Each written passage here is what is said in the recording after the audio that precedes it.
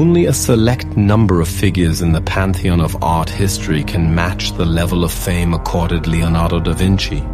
The very personification of the Renaissance man, Leonardo searched for new knowledge within the burgeoning fields of the humanities and the sciences.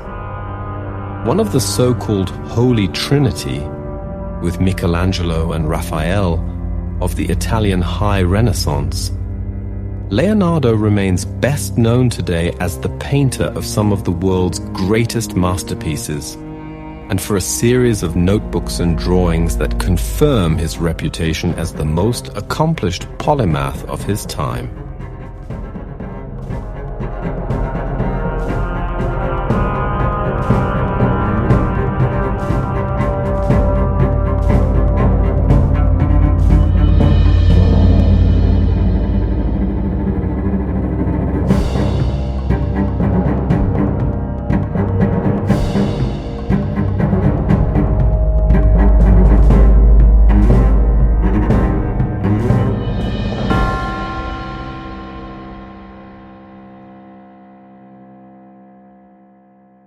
Leonardo di Ser Piero da Vinci, widely considered one of the most gifted and inventive men in history, was born in 1452 in a village near the town of Vinci, Tuscany. The illegitimate son of Piero Fruosino di Antonio da Vinci, a Florentine notary and landlord, and Caterina, a peasant girl, who later married an artisan, Leonardo was brought up on the family estate in Anciano by his paternal grandfather. His father married a 16-year-old girl, Albiera, with whom Leonardo was close, but who died at an early age. Leonardo was the oldest of 12 siblings, but was never treated as the illegitimate son. Like his siblings, Leonardo received a basic education in reading, writing, and arithmetic, but he did not show his great passion for learning until adult life.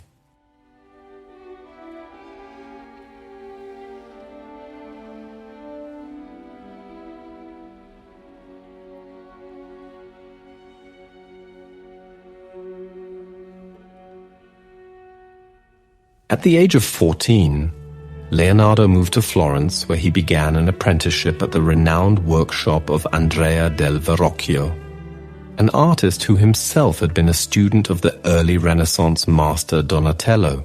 It is a matter of record that Leonardo also visited the nearby workshop of Antonio Pollaiuolo. Verrocchio was an important artist in the court of the Medici, a family noted equally for its political power and its generous patronage of the arts.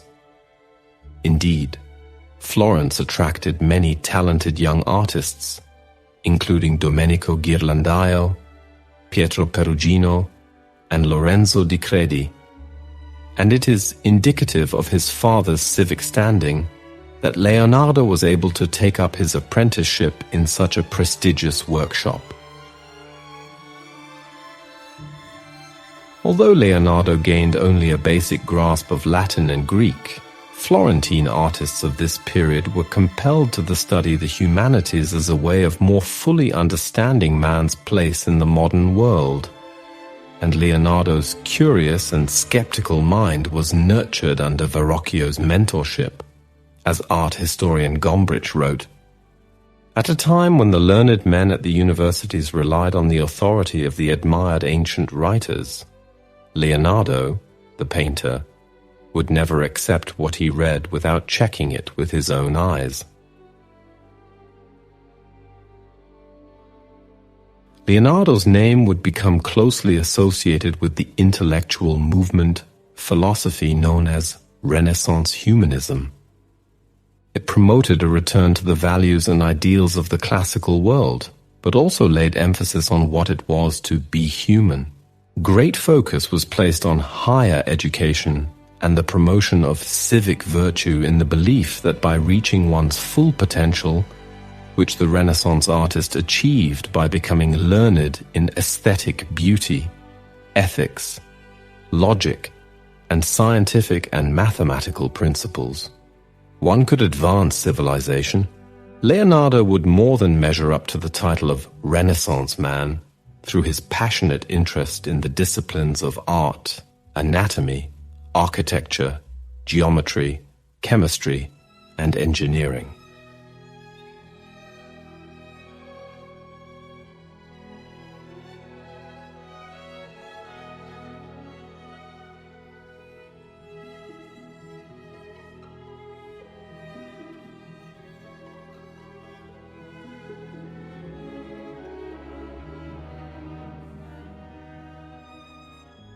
Tobias and the Angel finished around 1470–1475.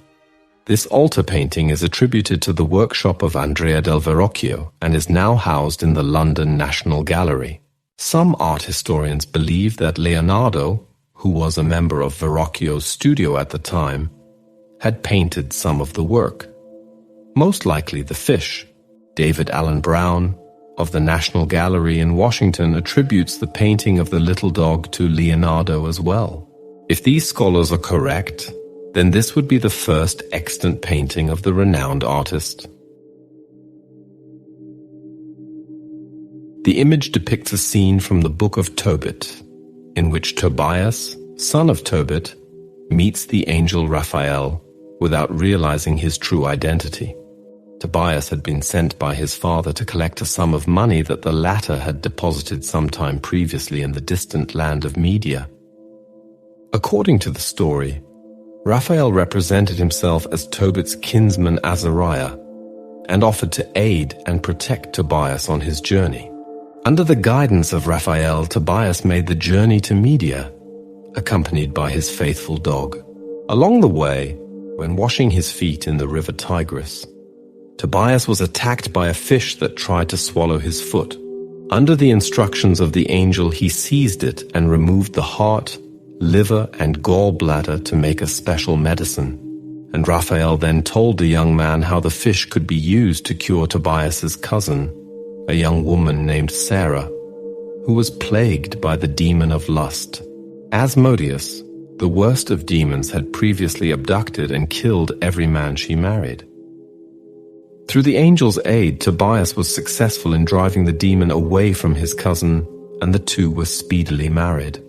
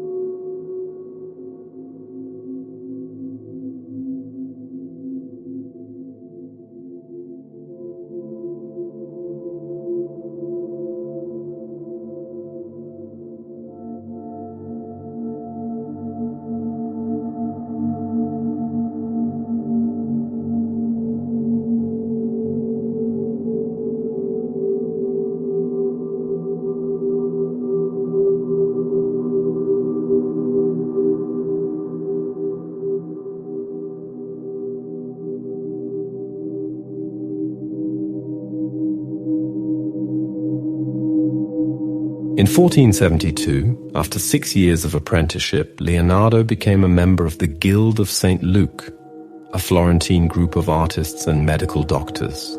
Although his father had set him up with a workshop of his own, Leonardo, now regarded by many of his peers, according to Gombrich, as a strange and rather uncanny being, continued to work with Verrocchio as an assistant for a further 4 or 5 years.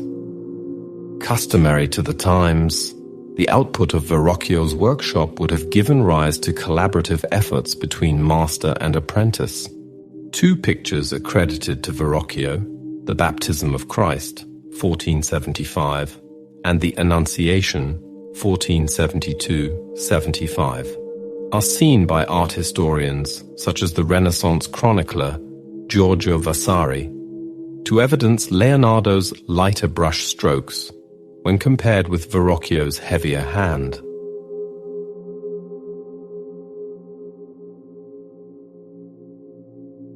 Madonna of the Pomegranate, also known as the Dreyfus Madonna. This oil painting has been attributed to Verrocchio and Lorenzo di Credi, as well as Leonardo. The anatomy of the Christ child is so poor as to discourage firm attribution by most critics, while some believe that it is a work of Leonardo's youth. This attribution was made by Suida in 1929. Other art historians, such as Shearman and Morelli, attribute the work to Verrocchio. The Dreyfus Madonna portrays a young woman and infant widely understood to represent the Virgin Mary and baby Jesus. In the painting, the woman holds a pomegranate, which symbolizes fertility. Interesting claims suggest that Leonardo's knowledge on the anatomy and physiology of the heart reflected in his private sketches denotes a significant transition in early cardiology history. The anatomical analysis of this artwork reveals an intuitive sense of perception regarding proper balance that was highly valued by Leonardo, as evidenced throughout his works. By manipulating one detail in Dreyfus Madonna using Paint X program, one can observe how truly meticulous he was about proportionality. Critics have often been divided over attributing this artwork to either Da Vinci himself, Verrocchio, or Lorenzo di Credi. It is safe to say that it features many characteristics similar to other paintings done around the same time by these artists. Nevertheless, based on its anatomy and composition analysis combined with historical knowledge on Da Vinci's style at that period, conclusively indicate that Dreyfus Madonna is likely created by Leonardo da Vinci himself during his early years as an artist, when he mainly worked under Andrea del Verrocchio's apprentice system during this time in Florence, Italy.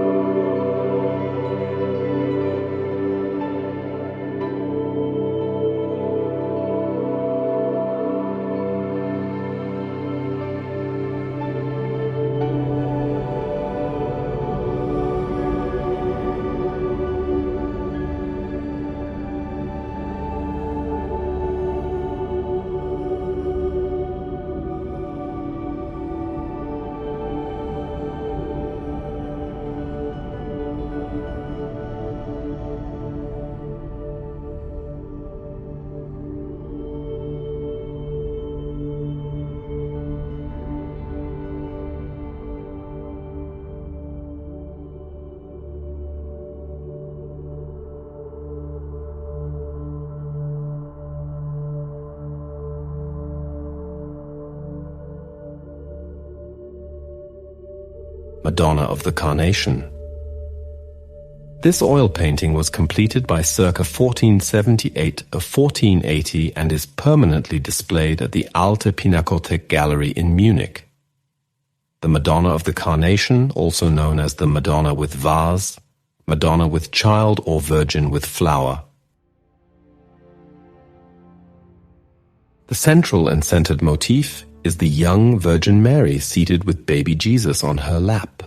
Depicted in sumptuous clothes and jewelry, with her left hand Mary holds a carnation, red, suggesting blood and the Passion, or it could be interpreted as a healing symbol. The faces are put into light, while all other objects are darker. The flower is covered by a shadow. The child is looking up and the mother looking down, with no eye contact. The setting of the portrait is a room with 2 windows on each side of the figures. Originally, this painting was thought to have been created by Andrea del Verrocchio, but subsequent art historians agree that it is Leonardo's work, probably made during his apprenticeship to Verrocchio. The Virgin's hair, left hand, the drapery and flowers are similar to elements of Leonardo's Annunciation. The canvas is the only work by Leonardo that is permanently on display in Germany.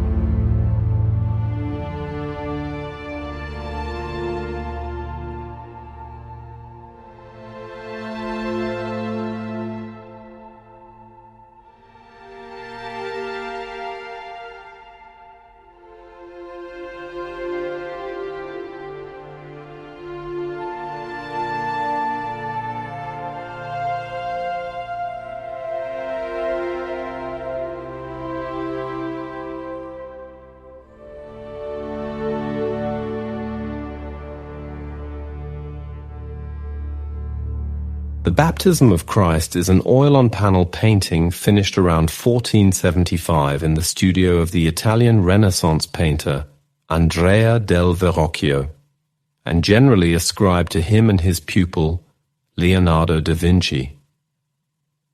Some art historians discern the hands of other members of Verrocchio's workshop in the painting as well. The picture depicts the baptism of Jesus by John the Baptist as recorded in the biblical Gospels of Matthew, Mark, and Luke. The angel to the left is recorded as having been painted by the youthful Leonardo, a fact which has excited so much special comment and mythology that the importance and value of the picture as a whole and within the oeuvre of Verrocchio is often overlooked. Modern critics also attribute much of the landscape in the background to Leonardo as well. The painting is housed in the Uffizi Gallery in Florence. The picture depicts the baptism of Jesus by John the Baptist on the banks of the Jordan River. There are 2 kneeling angels, one holding Jesus' garment and the other with its hands folded, both in front of the symbolization of salvation and life, the palm tree. While barefoot in the river, John the Baptist is clothed in robes with a halo over his head. He's holding a staff with a gold cross at the top as he pours the river water on Jesus' head. Jesus has a halo over his head as he is depicted praying barefoot in the river. He has a small garment covering his genitals with visible pubic hair peeking through. The scroll by John's left hand contains the 2 Latin words Exi Agnius, a reference to a phrase in the description of Jesus' baptism in the Vulgate translation of John 1:29, Exi Agnus Dei, qui tollit peccata mundi. Behold the Lamb of God, which taketh away the sins of the world. There's also a bright-eyed raptor that swoops down over the head of John and into the trees in the background. God's hands can be seen at the top of the painting coming from heaven as it opens up. A dove and rays of sunlight shine through, which symbolize the Holy Spirit shining above them, revealing Jesus' divine nature. According to Antonio Billi, 1515, the painting was commissioned by Verrocchio's brother Don Simone, the head of the monastic church of San Salvi around 1468. Verrocchio painted the general landscape along with Christ and St. John early in his career. Another contributor to the central landscape area was one of Verrocchio's assistants, Francesco Botticini. Subsequently, Verrocchio's pupil Leonardo da Vinci was asked to paint an angel in his master's composition. It is probable that Leonardo painted much of the background landscape as it is painted in oil, like the angel, while the rest of the painting is in tempera. According to Giorgio Vasari, who discussed this work in his Lives of both Verrocchio and Leonardo, Leonardo's angel and understanding of colors was so impressive that Verrocchio quit painting. Vasari did not personally know Leonardo, so the veracity of these stories is unknown, although Verrocchio's painting output seems to have ceased abruptly, with his last known painted work being the Virgin and Child with two angels, which he passed on to his assistant Lorenzo di Credi to complete. William Wallace proposes that after Leonardo's creation of the first angel, Verrocchio added the second angel to accompany Leonardo's. Wallace concludes that Verrocchio's Giudizio dell'Occhio, true eye, caught the need for this angel to be added to the right to rebalance the composition. Most Italian paintings from the 14th and 15th centuries of this religious subject include two or more angels. According to more recent technical analysis, Verrocchio began this altarpiece around 1468, which was then put aside for some years before Leonardo reworked portions of the painting's surface in the 1470s.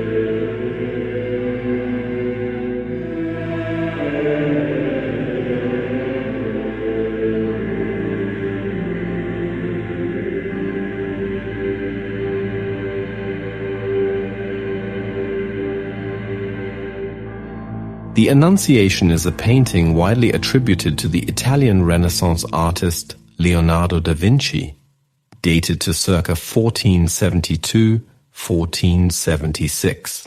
Leonardo's earliest extant major work, it was completed in Florence while he was an apprentice in the studio of Andrea del Verrocchio.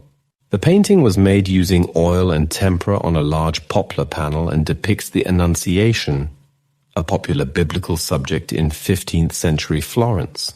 Since 1867, it has been housed in the Uffizi in Florence, the city where it was created.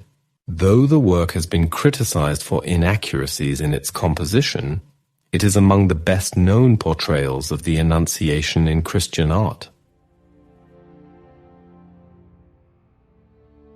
The subject matter of the work is drawn from Luke 1:26-39.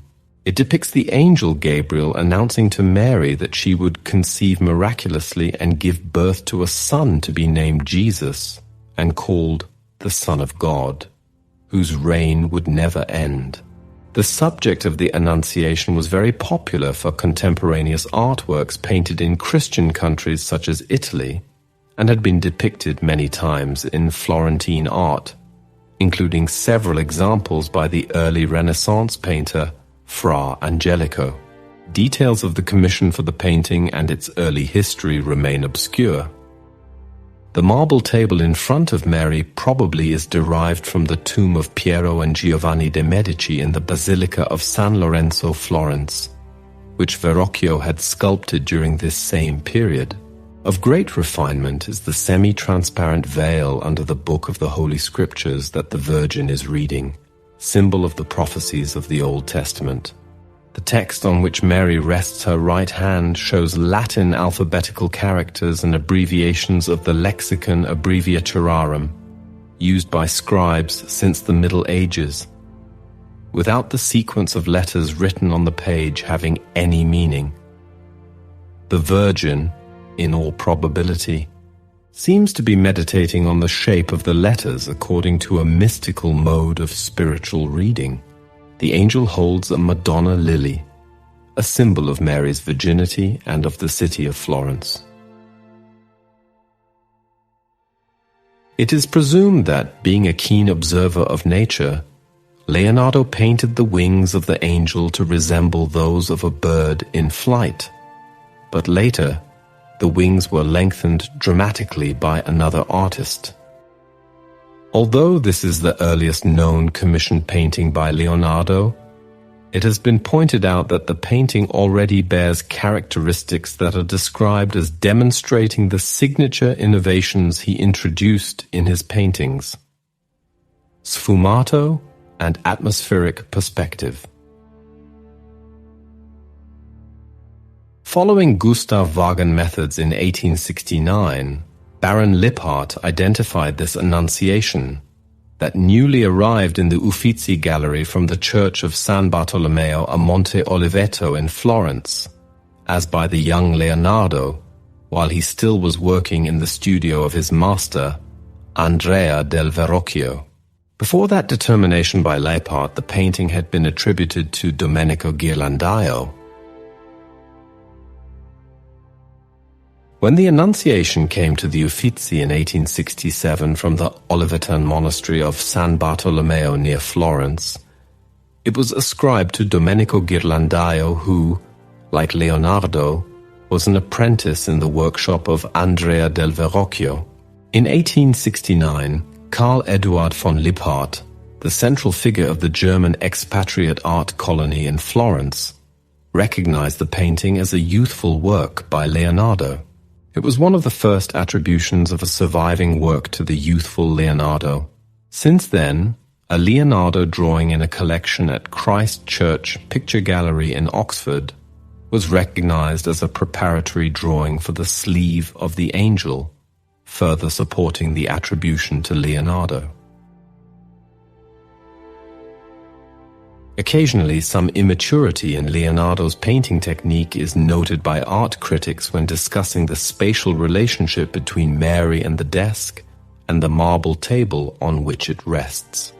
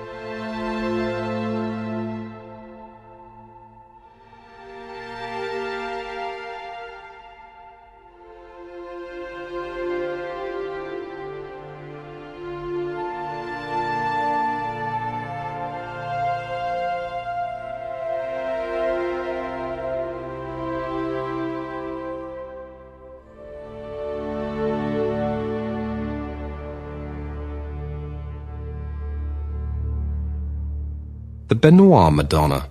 It is believed that this is the first independent work painted by Leonardo, when no longer under the direct tutelage of his master Verrocchio.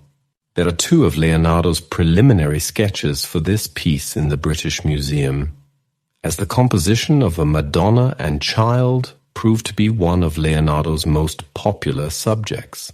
This work was extensively copied by young painters, including Raphael, whose own version, the Madonna of the Pinks, reveals Leonardo's influence on the younger artist.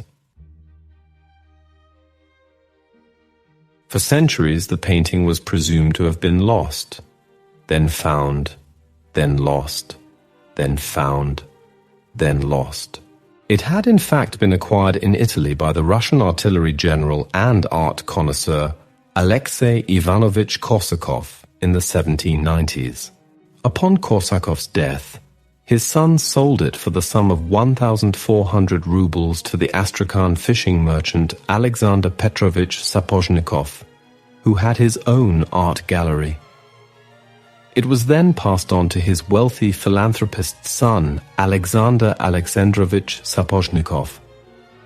Finally, when his daughter Maria Sapochnikova married the architect Léon Benoit, the painting became part of the inheritance of the Benoit family. In 1909, the painting was sensationally exhibited in St. Petersburg as part of the Benoit collection. In 1912, the Benoit family considered selling the painting and requested an appraisal from the London art dealer Joseph Duveen, who gave an evaluation of 500,000 francs. The art historian Bernard Berenson made disparaging comments about the painting, raising doubts about its authenticity. One unhappy day I was called to see the Benoit Madonna. I found myself confronted by a young woman with a bald forehead and puffed cheeks, a toothless smile, blear eyes, and a furrowed throat. The uncanny Anil apparition plays with a child who looks like a hollow mask fixed on inflated body and limbs. The hands are wretched, the folds purposeless and fussy, the color like whey. And yet, I had to acknowledge that this painful affair was the work of Leonardo da Vinci. It was hard, but the effort freed me, and the indignation I felt gave me the resolution to proclaim my freedom. Despite these wrangles about attribution, however, the Benoit Madonna was eventually sold to the Imperial Hermitage Museum in 1914 for a record amount. The purchase was made by Ernst Friedrich von Lippard, then curator of paintings at the Hermitage, who identified da Vinci as the artist. The payments were made in installments, continuing even after the 1917 October Revolution. Since 1914, the painting has been exhibited in the Hermitage Museum, St. Petersburg.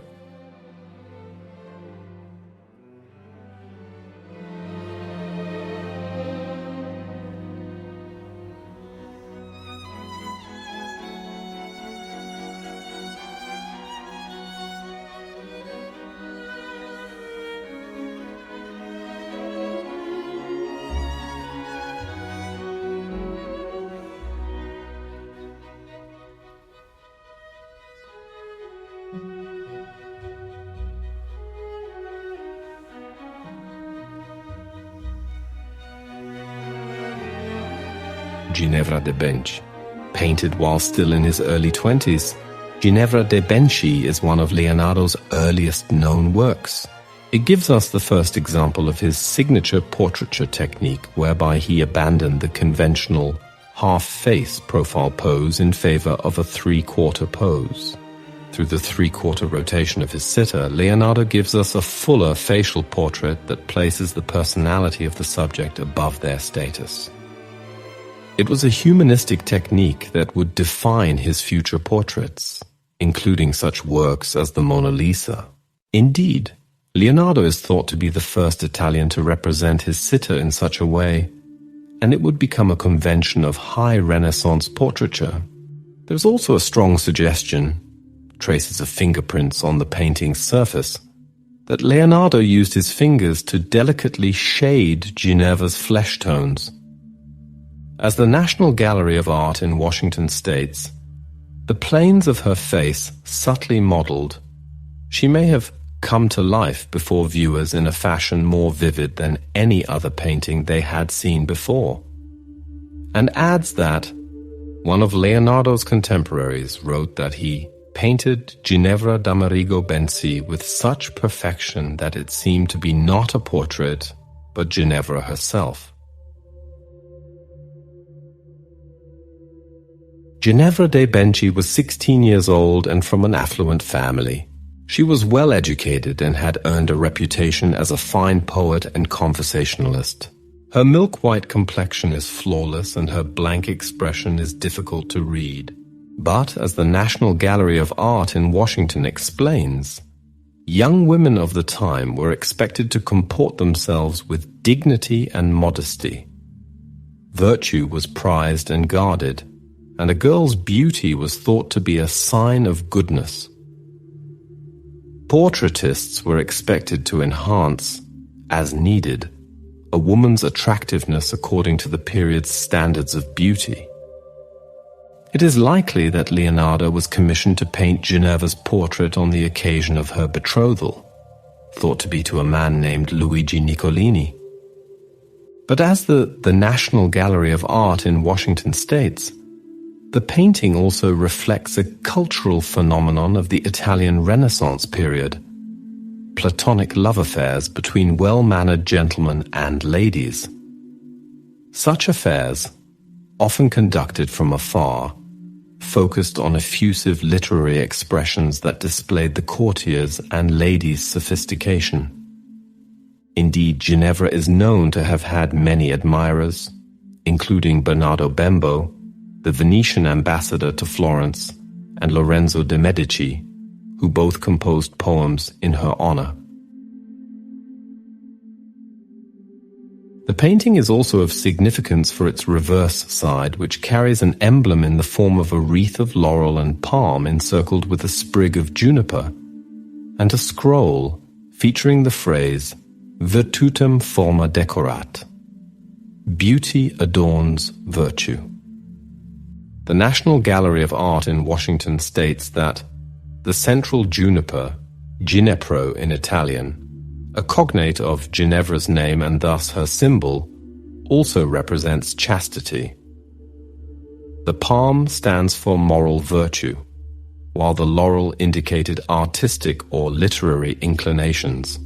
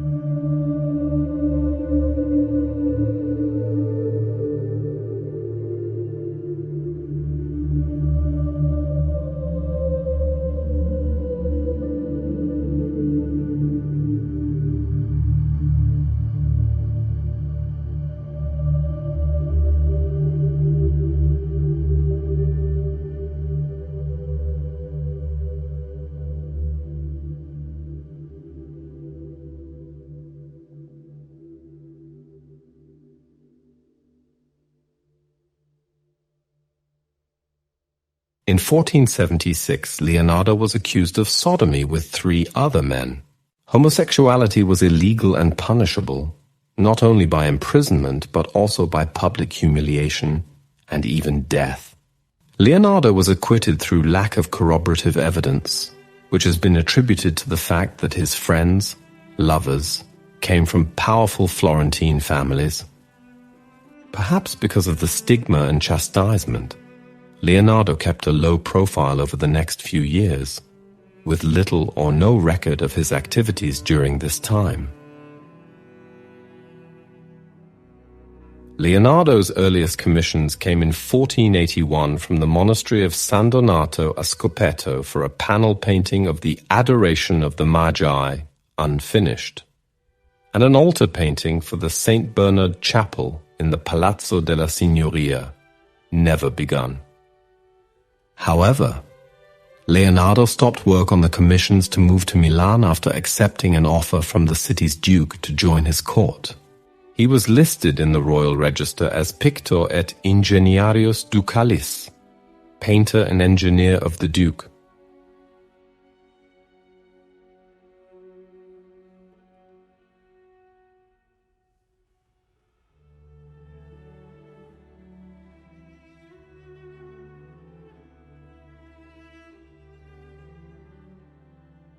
Saint Jerome in the Wilderness.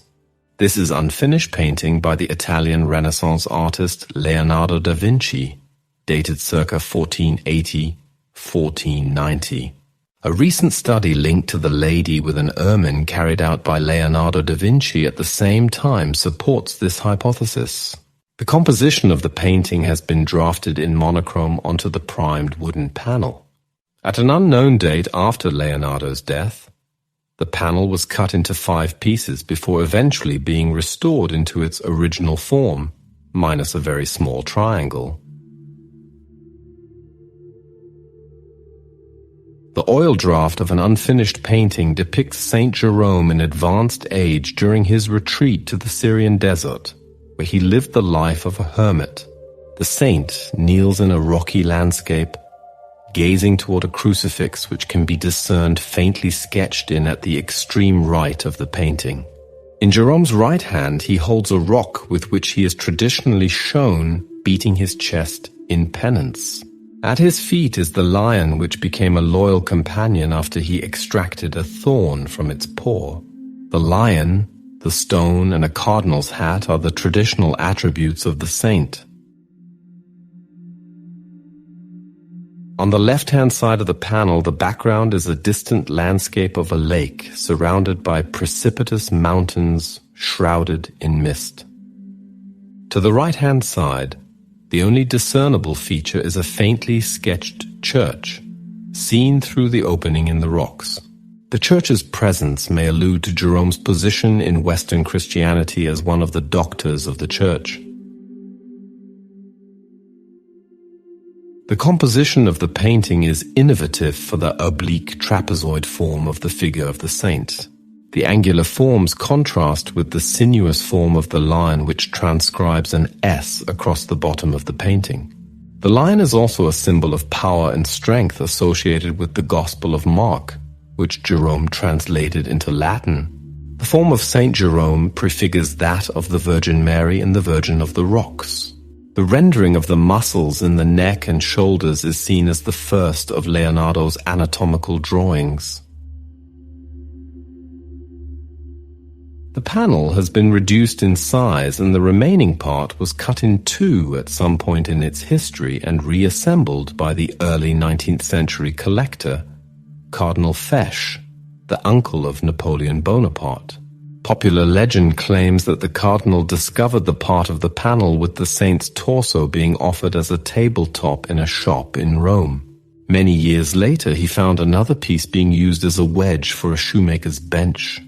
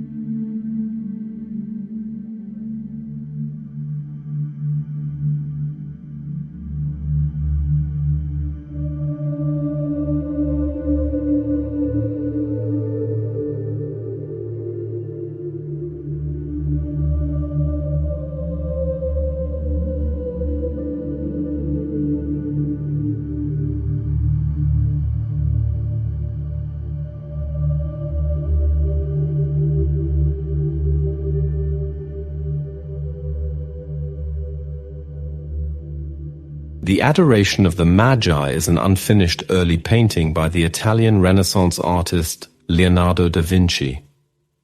Leonardo was given the commission by the Augustinian monks of San Donato in Scopeto in Florence in 1481, but he departed for Milan the following year, leaving the painting unfinished. It has been in the Uffizi Gallery in Florence since 1670. The Virgin Mary and Child are depicted in the foreground and form a triangular shape with the Magi kneeling in adoration. Behind them is a semicircle of accompanying figures, including what may be a self-portrait of the young Leonardo on the far right. In the background on the left is the ruin of a pagan building, on which workmen can be seen apparently repairing it. On the right are men on horseback fighting and a sketch of a rocky landscape. The ruins are a possible reference to the Basilica of Maxentius, which, according to medieval legend, the Romans claimed would stand until a virgin gave birth. It is supposed to have collapsed on the night of Christ's birth. In fact, it was not even built until a later date. The ruins dominate a preparatory perspective drawing by Leonardo, which also includes the fighting horsemen. The palm tree in the center has associations with the Virgin Mary, partly due to the phrase, "You are stately as a palm tree" from the Song of Solomon, which is believed to prefigure her. Another aspect of the palm tree can be the usage of the palm tree as a symbol of victory for ancient Rome, whereas in Christianity it is a representation of martyrdom, triumph over death. So in conclusion, we can say that the palm, in general, represents triumph. The other tree in the painting is from the carob family. The seeds from this tree are used as a unit of measurement for valuable stones and jewels. It is therefore associated with crowns, suggesting Christ as the King of Kings or the Virgin as the future Queen of Heaven, as well as that this is nature's gift to the newborn Christ. As with Michelangelo's Donitondo, the background is probably supposed to represent the pagan world supplanted by the Christian world, inaugurated by the events in the foreground. The artist uses bright colors to illuminate the figures in the foreground of the painting. The Virgin and Child are in fact painted yellow, the color of light. The trees are painted blue, an unusual color for trees of any kind. On the right side, the most credible self-portrait of Leonardo da Vinci as a 30-year-old can be seen, according to several critics. Much of the composition of this painting was influenced by an earlier work of the northern artist Rogier van der Weyden. The relationship between figures, space and the viewer's standpoint, the high horizon, slightly raised viewpoint, space receding into the far distance, and a central figural group poised before a rock formation in the middle of the landscape, are all copied from van der Weyden's Entombment of Christ, 1460, Uffizi.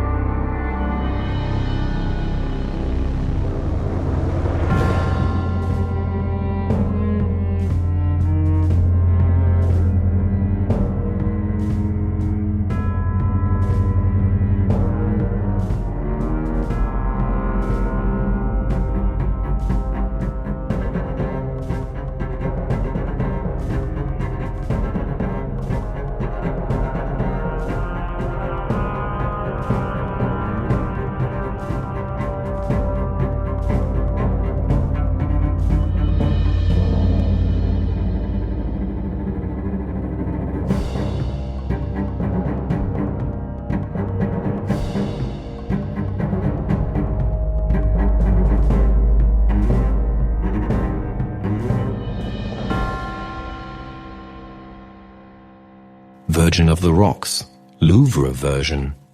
This is one of two paintings by Leonardo of the same subject, which are identical except for two significant details. The current painting is usually housed in the Louvre, and the other is on display in the National Gallery, London. Both paintings depict the Madonna and Christ child with the infant John the Baptist and an angel in a rocky setting that gives the paintings their usual name. The significant compositional differences are in the gaze and right hand of the angel.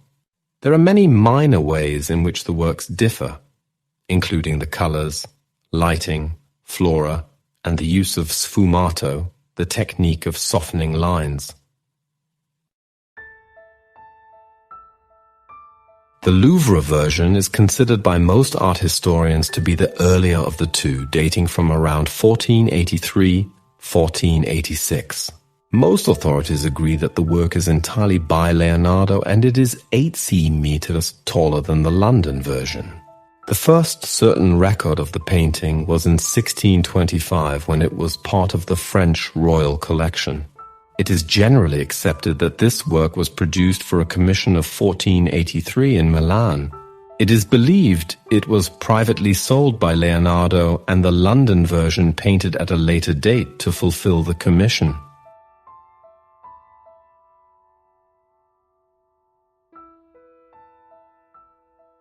Virgin of the Rocks, London National Gallery version. Originally thought to have been partially painted by Leonardo's assistants, recent studies by the National Gallery have revealed that this work may have been painted entirely by Leonardo.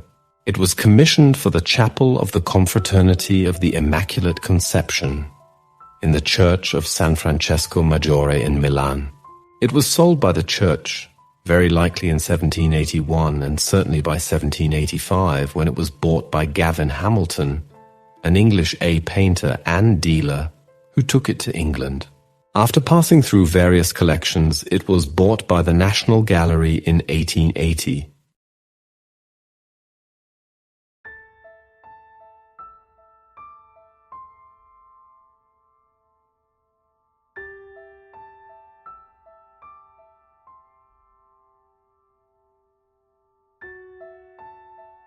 In June 2005, the painting was examined by infrared reflectogram. This imaging revealed a draft of a different painting beneath the visible one. The draft portrays a woman, probably kneeling, with her right hand outstretched and her left on her heart. Some researchers believe that the artist's original intention was to paint an adoration of the infant Jesus. Many other pentimenti are also visible under X-ray or infrared examination.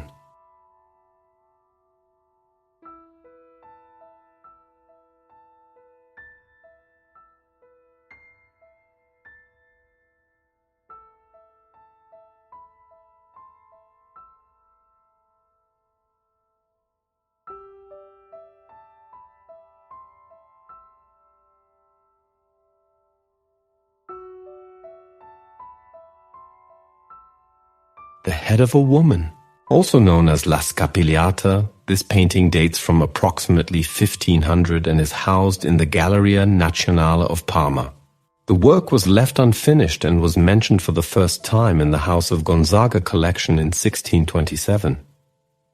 It is perhaps the same work that Ippolito Calandra in 1531 had suggested to hang in the bedroom of Margaret Paleologa, wife of Federico II Gonzaga. In 1501, the Marquesas wrote to Pietro Novellara asking if Leonardo could paint a Madonna for her privately.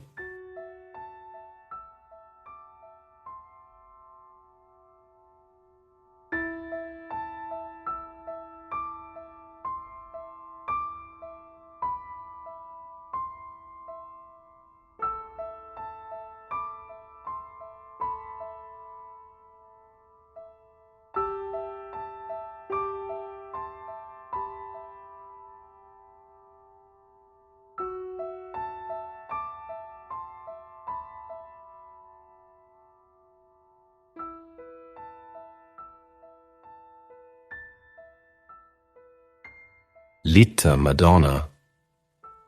Housed in the Hermitage Museum in St. Petersburg, this canvas is generally attributed to Leonardo, though some cited Giovanni Antonio Boltraffio as the artist.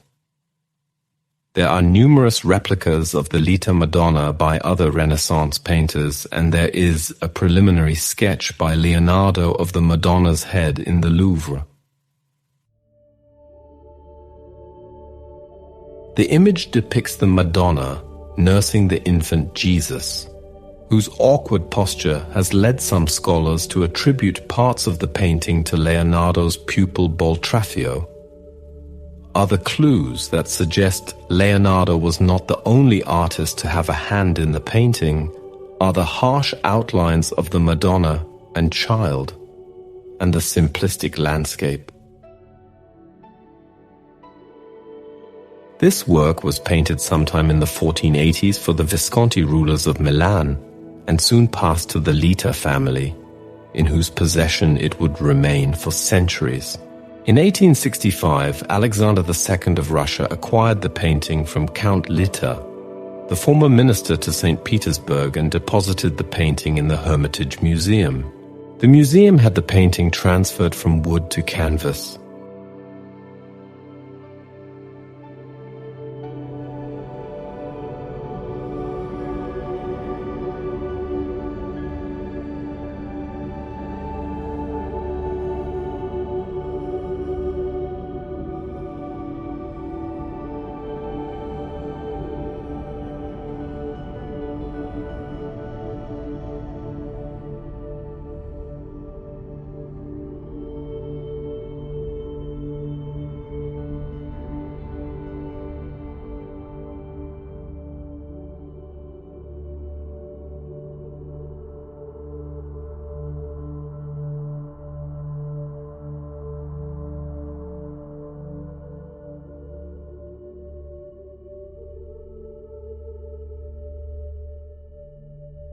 There is some speculation as to why the move to Milan was so appealing to the artist when his Florentine career was in the ascendancy. It may have been that his decision was to put the earlier sexual scandal behind him. While that may have been a contributory factor, it seems more likely that what the historian Ludwig Heinrich Heidenreich called Leonard's gracious but reserved personality and elegant bearing was a better fit for the austere Milanese court. As Heidenreich writes, it may have been that the rather sophisticate spirit of Neoplatonism prevailing in the Florence of the Medici went against the grain of Leonardo's experience-oriented mind, and that the more strict academic atmosphere of Milan attracted him. Moreover, he was no doubt enticed by Duke Ludovico Sforza's brilliant court and the meaningful projects awaiting him there. Leonardo worked in Milan between 1482 and 1499. Between 1483-86, he worked on the Virgin of the Rocks, an altarpiece commissioned by the Confraternity of the Immaculate Conception. For reasons that are unknown, Leonardo entered into a decade-long legal dispute with the Confraternity, leading Leonardo to paint a second version of the work in 1508.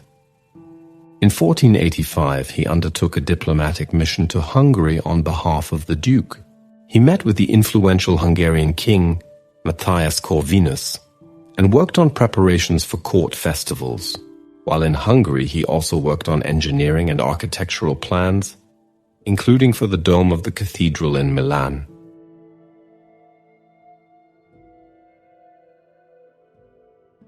While in Milan, Leonardo spent a great deal of time observing human anatomy. He closely studied the way in which human bodies moved, the way they were built and proportioned, how they interacted in social engagement and communication, and their habits of gesture and expression. This was a time-consuming and painstaking undertaking that helps explain perhaps why there are so few paintings dating from this period. Just 6 in total, with suggestion of a further 3 commissions either now lost or never commenced.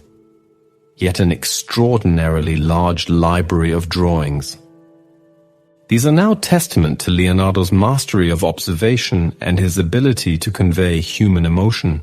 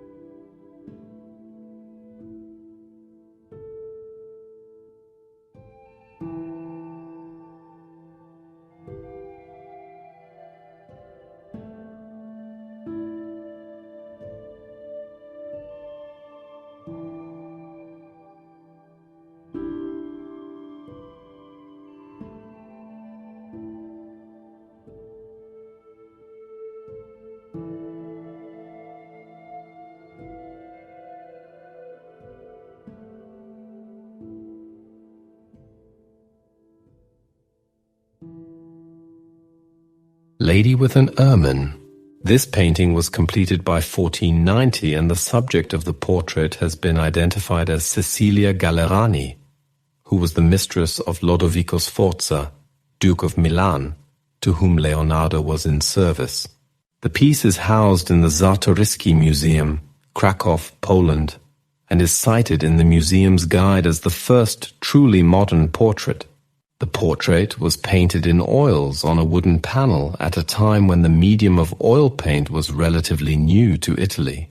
Leonardo was one of the first artists to adopt the new medium, skillfully exploiting its qualities to great effect. This work particularly demonstrates Leonardo's expertise in depicting the human form.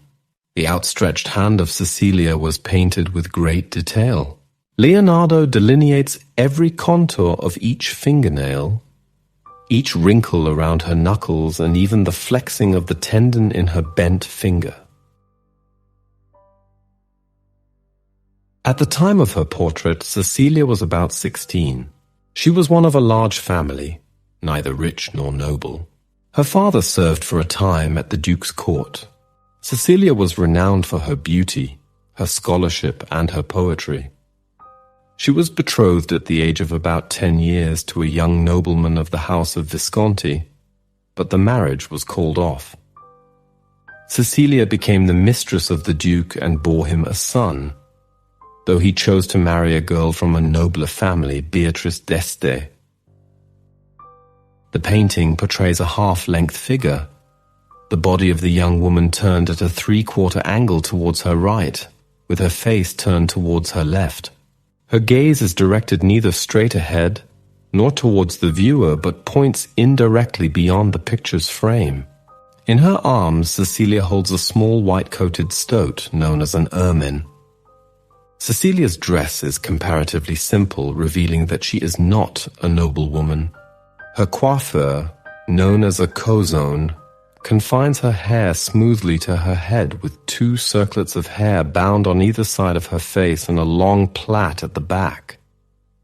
Her hair is held in place by a fine gauze veil with a woven border of gold wound threads, a black band and a sheath over the plait. There are several interpretations of the significance of the ermine in her portrait. The ermine, a stoat in its winter coat, was a traditional symbol of purity, as it was believed that an ermine would face death rather than soil its white coat. Lady with an Ermine was acquired in Italy by Prince Adam Jerzy Czartoryski, the son of Princess Isabella Czartoryska and Prince Adam Kazimierz Czartoryski in 1798, and incorporated into the Czartoryskis' family collections at Puławy in 1800. The inscription on the top left-hand corner of the painting, Ella Belle Ferioniere, Leonard da Vinci, was probably added by a restorer shortly after its arrival in Poland and before the background was overpainted. The painting traveled extensively in the 19th century. For example, Princess Czartoryski rescued it in advance of the invading Russian army in 1830, then concealed the painting, sending it to Dresden and on to the Czartoryski place of exile in Paris, the Hôtel Lambert, finally returning it to Kraków in 1882. In 1939, almost immediately after the German occupation of Poland, it was seized by the Nazis and sent to the Kaiser Friedrich Museum in Berlin. In 1940, Hans Frank, the Governor-General of Poland, requested that it be returned to Kraków, where it previously hung in his suite of offices. At the end of the Second World War, Lady with an Ermine was discovered by Allied troops in Frank's country home in Bavaria. It has since returned to Poland and is once more on display at the Czartoryski Museum in Kraków.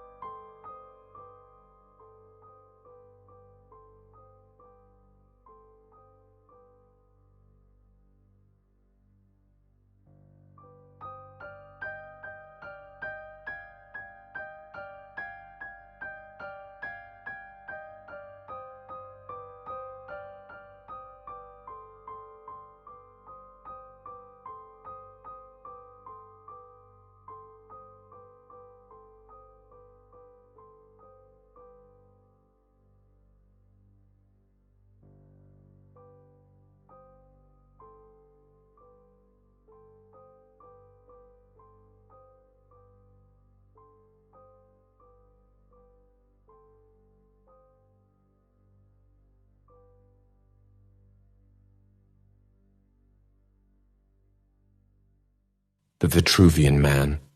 This famous drawing was created circa 1487, accompanied with notes based on the work of the famed architect Vitruvius.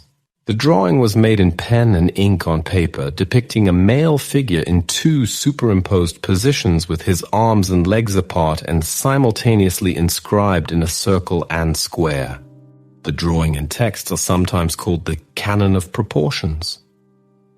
Housed in the Gallery dell'Accademia in Venice, it is only occasionally displayed. The drawing is based on the correlations of ideal human proportions with geometry described by the ancient Roman architect Vitruvius in Book 3 of his treatise De Architectura. Vitruvius described the human figure as being the principal source of proportion among the classical orders of architecture.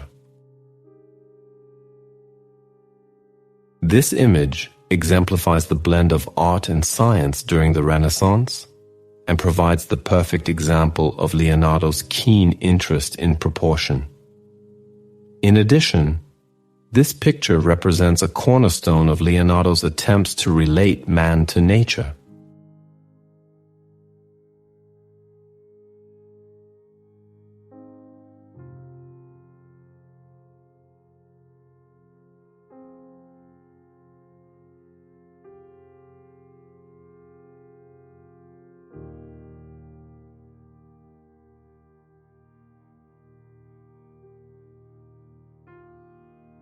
Portrait of a musician.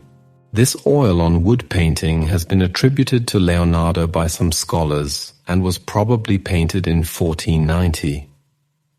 The subject of the painting was at one time thought to be Francino Gaffurio, who was the maestro di capella of the Milanese cathedral. Although some believe it to be a portrait of Gaffurio, others think the subject of the portrait is the famous Leonardo da Pistoia of the court of Cosimo de' Medici, painted after his discovery of the Corpus Hermeticus. The musician is depicted holding a piece of paper which is a musical score with notes written upon it. The man is positioned in a three-quarter position and he is staring at something outside the spectator's field of vision. Compared to the detailed face of the musician, the red hat, his tunic, and his hair seem to be the work of another painter. Art historians have conceded that the quality of the depiction of the young man's face points towards Leonardo's own composition, though the partition sheet and his hand may have been added by another artist.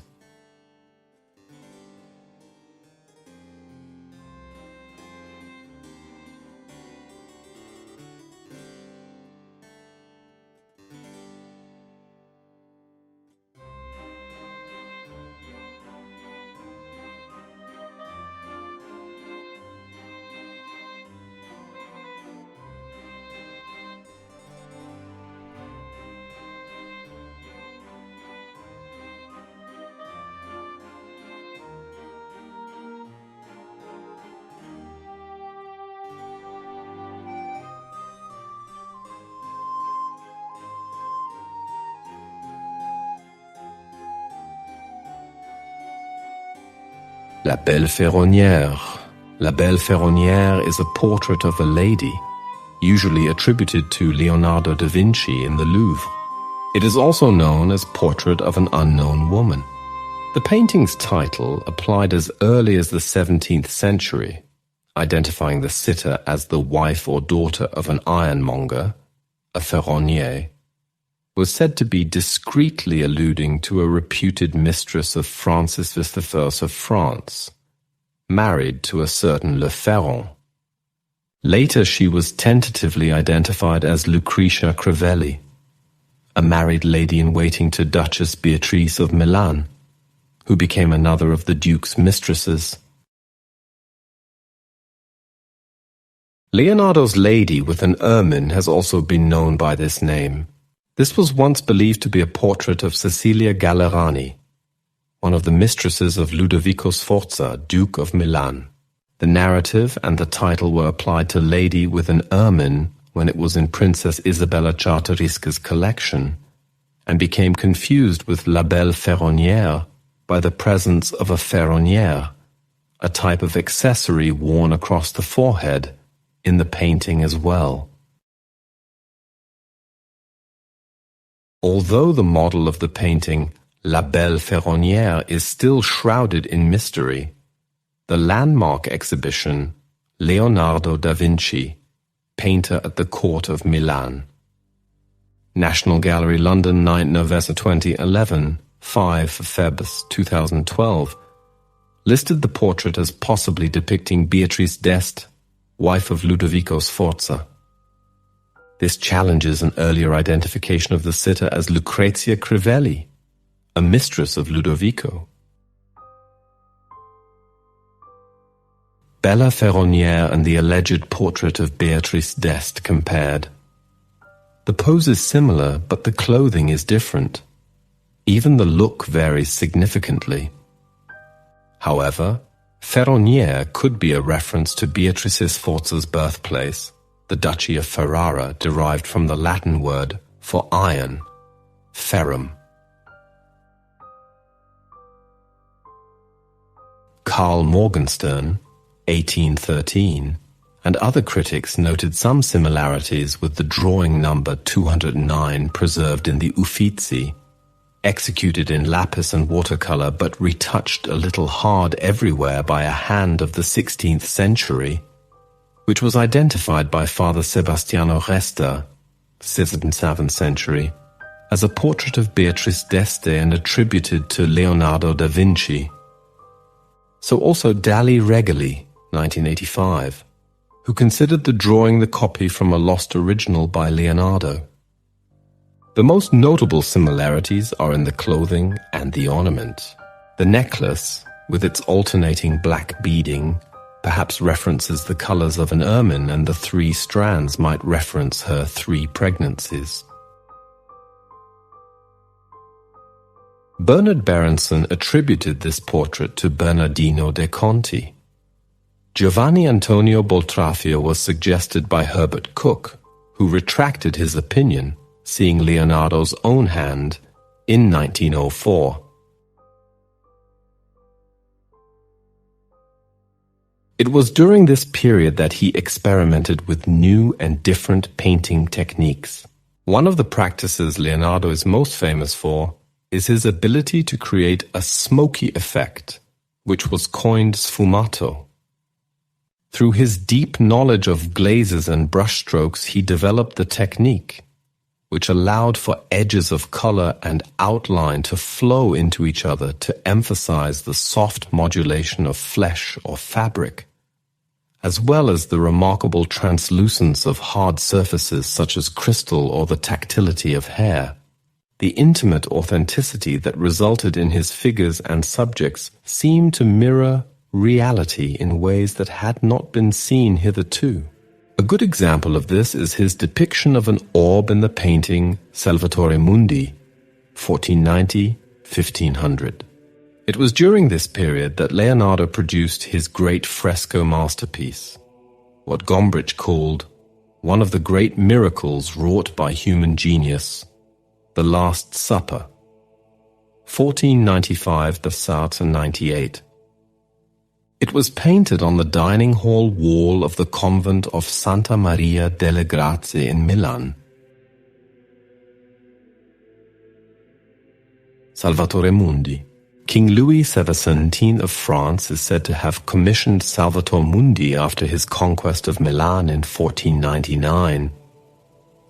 The painting is a portrait of Jesus in the role of savior of the world and master of the cosmos. His right hand is raised with 2 fingers extended as he gives divine benediction. His left hand holds a crystalline sphere representing the heavens. This is an unusual portrait in that it shows Christ, in very humanist fashion, as a man in contemporary Renaissance dress, gazing directly out at the viewer. It is also a half-length portrait, which was a radical departure from full-length portraits of the time. Jesus' closeness to us lends the visage an intense intimacy. The painting is representative of the mastery of Leonardo's signature techniques. The softness of the gaze, acquired through sfumato, lends a spiritual quality, inviting veneration from the viewer, while Jesus' face encompasses an emotion and expressiveness defined by the artist's acuity with anatomical correctness. The darkness from which he emerges contrasts with the light that seems to emanate from Jesus' exposed upper chest. Thus the painting still, in spite of his humanist outer shell, presents Christ as an awe-inspiring bringer of light. Salvator Mundi was unaccounted for between 1763 and 1900, when it was bought by one Sir Charles Robinson as a work by Bernardino Luini. It later sold at Sotheby's, London in 1958 for £125.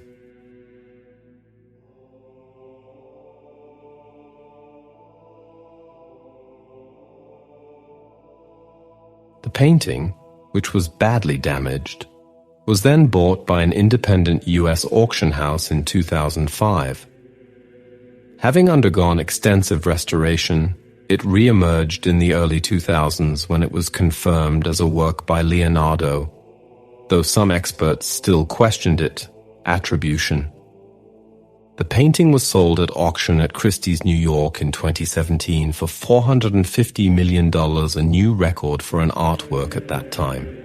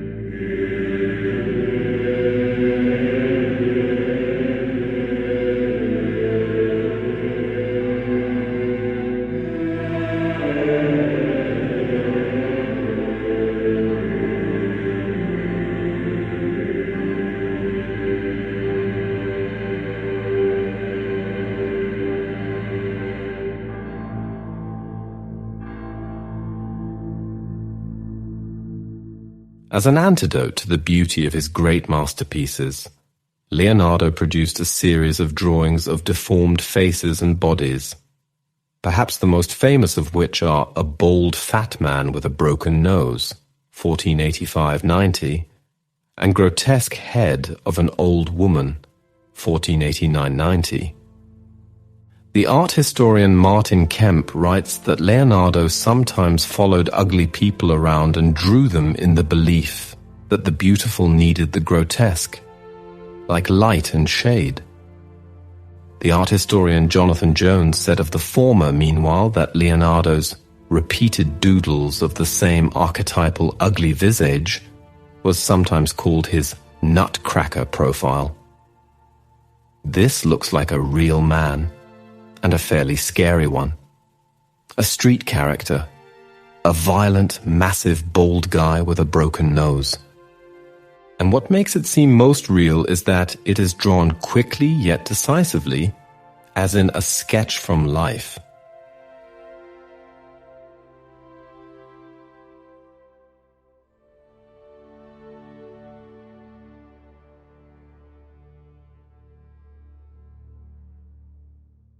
The Last Supper. This mural painting in Milan was created for Leonardo's patron Duke Ludovico Sforza and his Duchess Beatrice d'Este.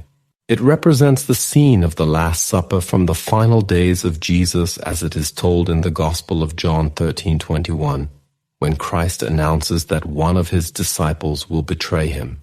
All 12 apostles display different reactions to the pronouncement, with various degrees of anger and shock. The Last Supper measures 450 x 170 centimeters and covers an end wall of the dining hall at the monastery of Santa Maria delle Grazie. The subject of the work was a traditional choice for refectories, although the room was not a refectory at the time that Leonardo painted it. The main church building had only recently been completed, but was remodeled by Bramante, who was hired by Ludovico Sforza to build a Sforza family mausoleum. The mural was commissioned by Sforza to be the centerpiece of the mausoleum, and so Leonardo began work on the Last Supper in 1495, completing the painting by 1498, though he did not work on it continuously.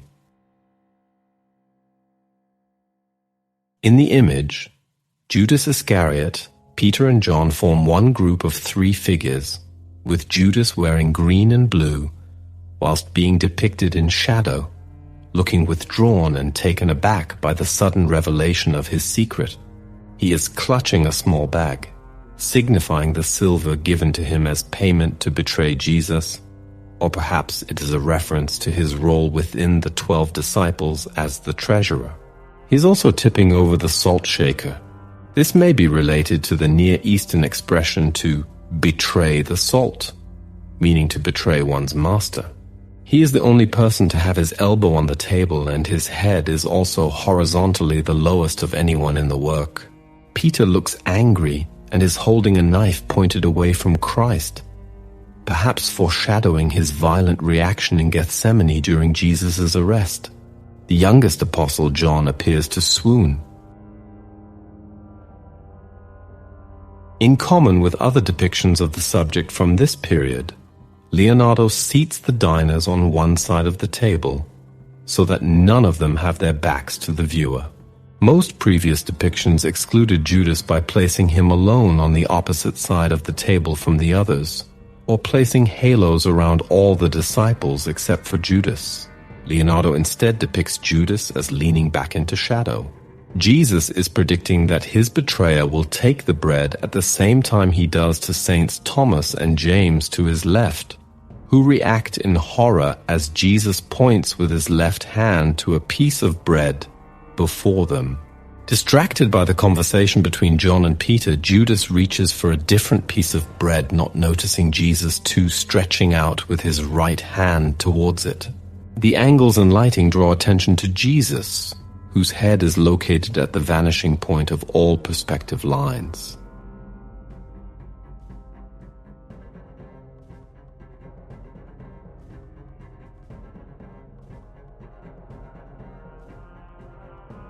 Leonardo painted the Last Supper on a dry wall rather than on wet plaster, so the work is not a true fresco.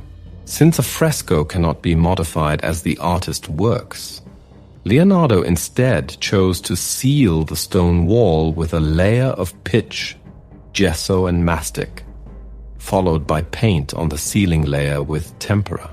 Due to the method used, the piece began to deteriorate a few years after Leonardo finished the painting, and it now appears somewhat unfinished. As early as 1517, the painting was starting to flake. By 1556, fewer than 60 years after it was finished, Leonardo's biographer Giorgio Vasari described the painting as already ruined, and so deteriorated that the figures were unrecognizable. In 1652, a doorway was cut through the then unrecognizable painting, and later bricked up. The doorway can still be seen as the irregular arch-shaped structure near the center base of the painting.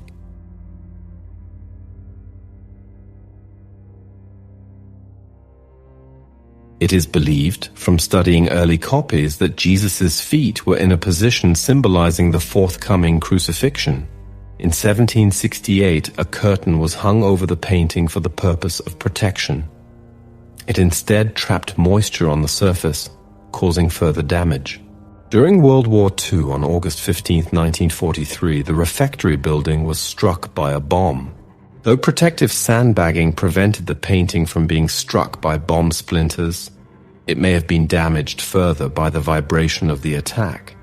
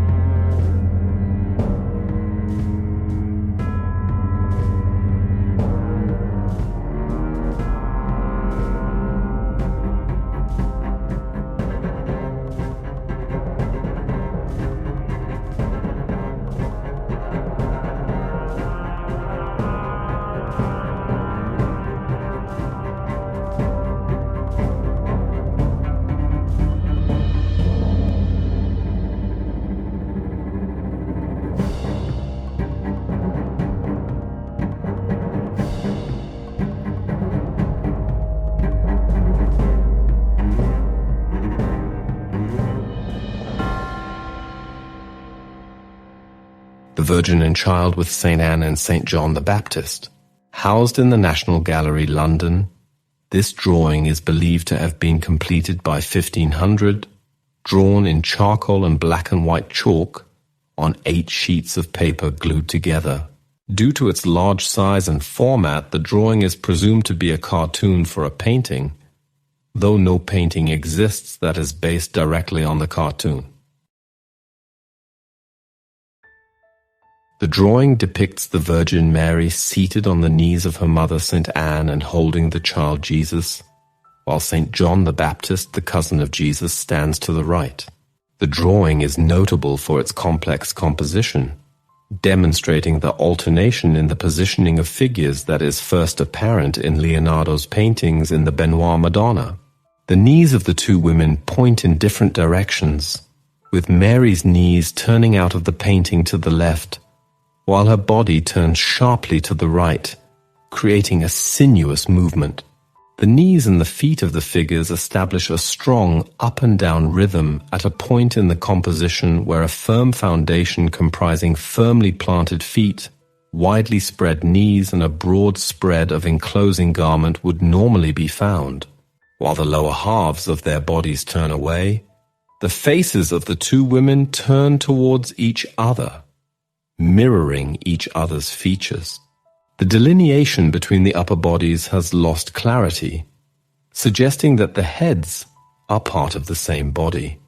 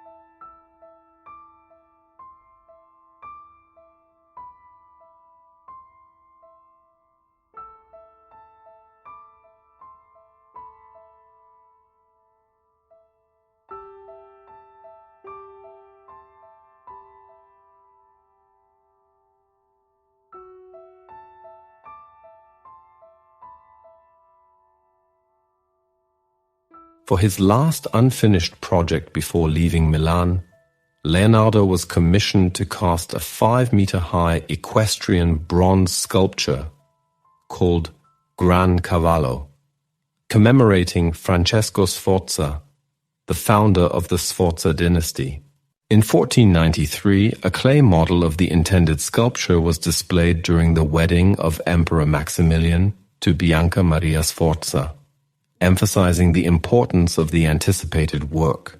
Unfortunately, the project was never finished, and the conquering French army, who had seized Milan in 1499, ended up using Leonardo's model for target practice. It is believed that the bronze reserved to cast the clay sculpture had been repurposed for cannon casting in what proved to be the unsuccessful defense of Milan against Charles VIII in the war with France. Following the French invasion of Milan and the overthrow of Duke Sforza in 1499, Leonardo left for Venice accompanied by his childhood friend and future assistant, Salai. In Venice, Leonardo was employed as a military engineer where his main commission was to design naval defense systems for the city under threat of a Turkish military incursion. Leonardo returned to Florence in 1500, where he received a warm and enthusiastic welcome. He lived as a guest of the Servite monks at the monastery of Santissima Annunziata. Leonardo was employed as a senior architectural advisor for a committee working on a damaged foundation at the church of San Francesco al Monte, but he devoted most of his time to studying mathematics.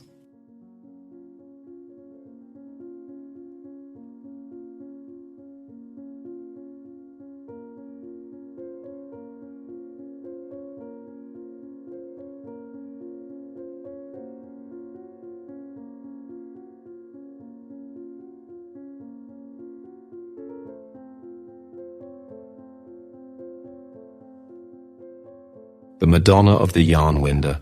Created circa 1501, this is the subject of several oil paintings, of which the original version by Leonardo may now be lost.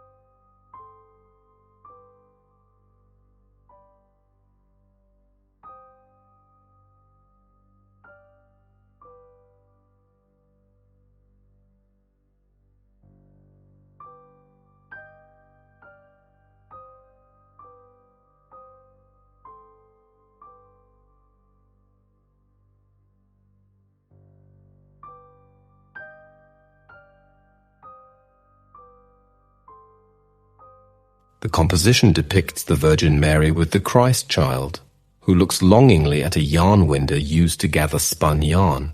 The yarn winder serves as a symbol of Mary's domesticity and the cross on which Christ would be crucified, as well as suggesting the Fates, who are known in classical mythology as spinners of fortune. At least 3 versions of the painting are in private collections. The original painting was presumably commissioned by Florimond Robertet, the Secretary of State for King Louis the Fastens of France. The version of this painting, often regarded as the most likely to be by Leonardo, is now in the National Gallery of Scotland in Edinburgh, on loan from the Duke of Buccleuch. It hung in his home in Drumlanrig Castle, Dumfries and Galloway, Scotland, until it was stolen in 2003 by 2 thieves posing as tourists. The painting was recovered at a lawyer's office in Glasgow in October 2007 after police officers from 4 anti-crime agencies raided a meeting of 5 people. A spokesman for the law firm said, "There is absolutely no impropriety whatsoever. There is an interesting but benign explanation, but no wrongdoing has been done on their part." 4 arrests were made, including 2 solicitors from different firms. The Glasgow firm was reputed as being one of the country's most successful and respected law firms, which claimed it was acting as a go-between for 2 parties to secure legal repatriation of the painting from an unidentified party. John Scott, 9th Duke of Buccleuch, had died just a month before the recovery. Following its dramatic recovery, the painting has been loaned to the National Gallery of Scotland in Edinburgh, where it is currently on display.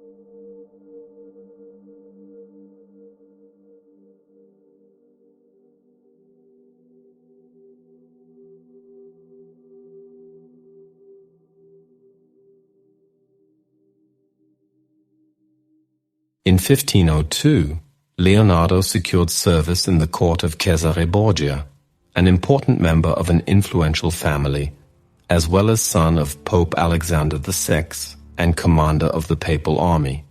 He was employed as a senior military architect and general engineer and accompanied Borgia on his travels throughout Italy.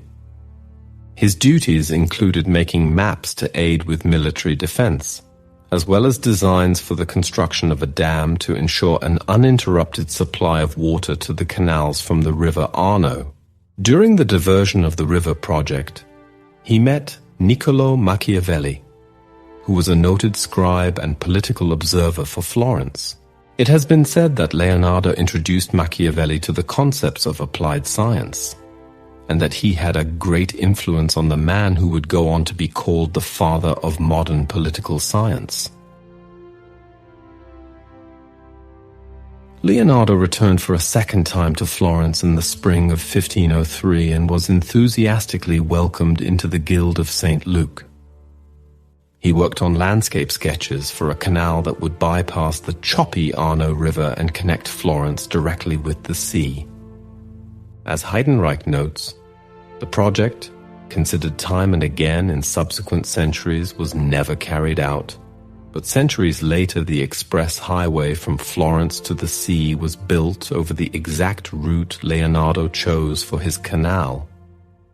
His return to Florence also spurred one of the most productive periods of painting for the artist, including preliminary work on his Virgin and Child with Saint Anne, 1503-19, the mural Battle of Anghiari, 1503-05, which was left unfinished and later copied by the artist Peter Paul Rubens, and what was destined to become the world's most famous portrait, the Mona Lisa, 1503-19. Of the latter, Gombrich wrote, "What strikes us first is the amazing degree to which Lisa looks alive. She really seems to look at us and to have a mind of her own. Like a living being, she seems to change before our eyes and to look a little different every time we come back to her." That great observer of nature knew more about the way we use our eyes than anybody who had ever lived before him.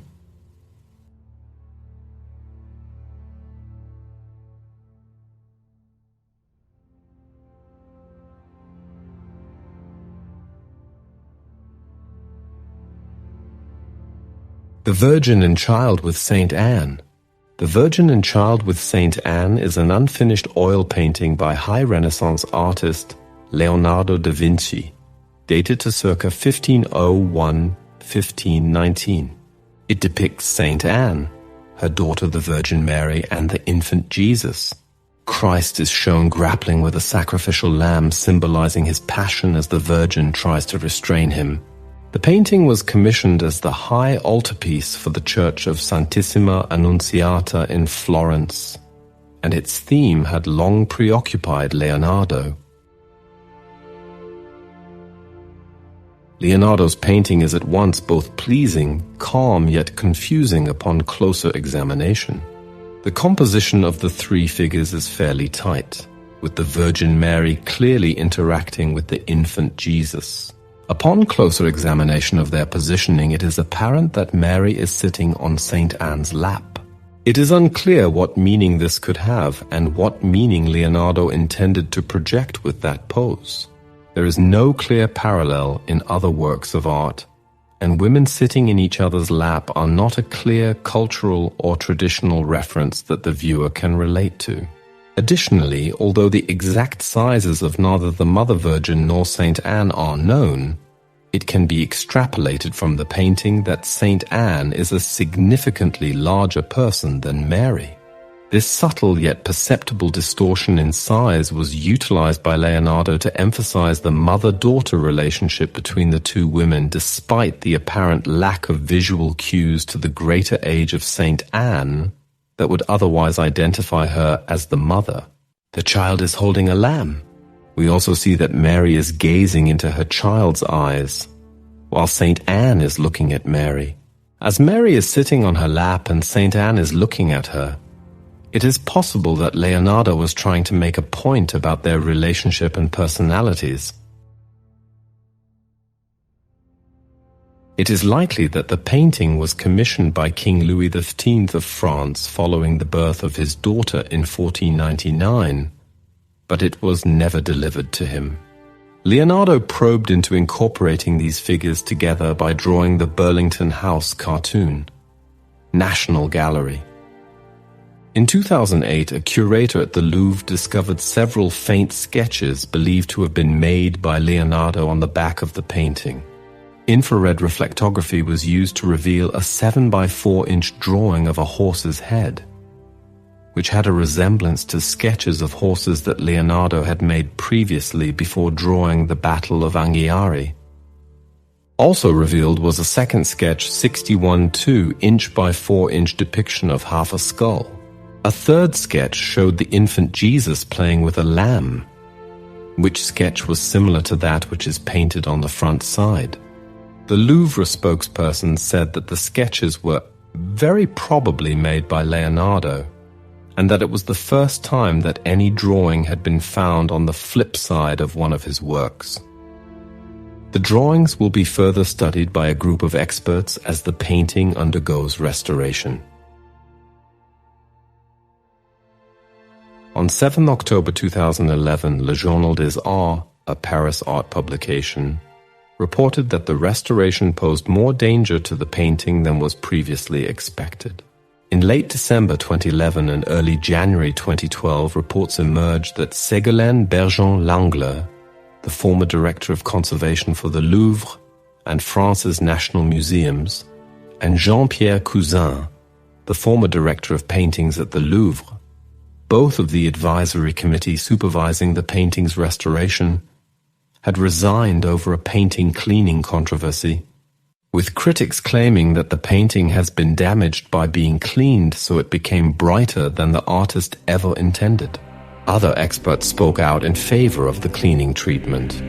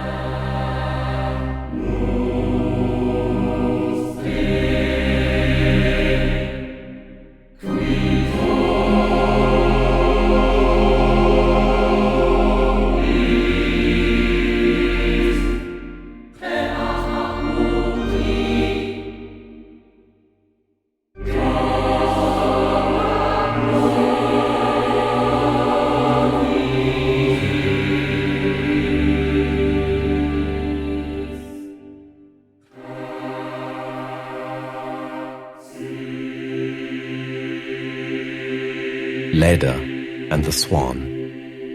The story of Leda and the Swan was the subject of two compositions by Leonardo da Vinci from perhaps 1503-1510.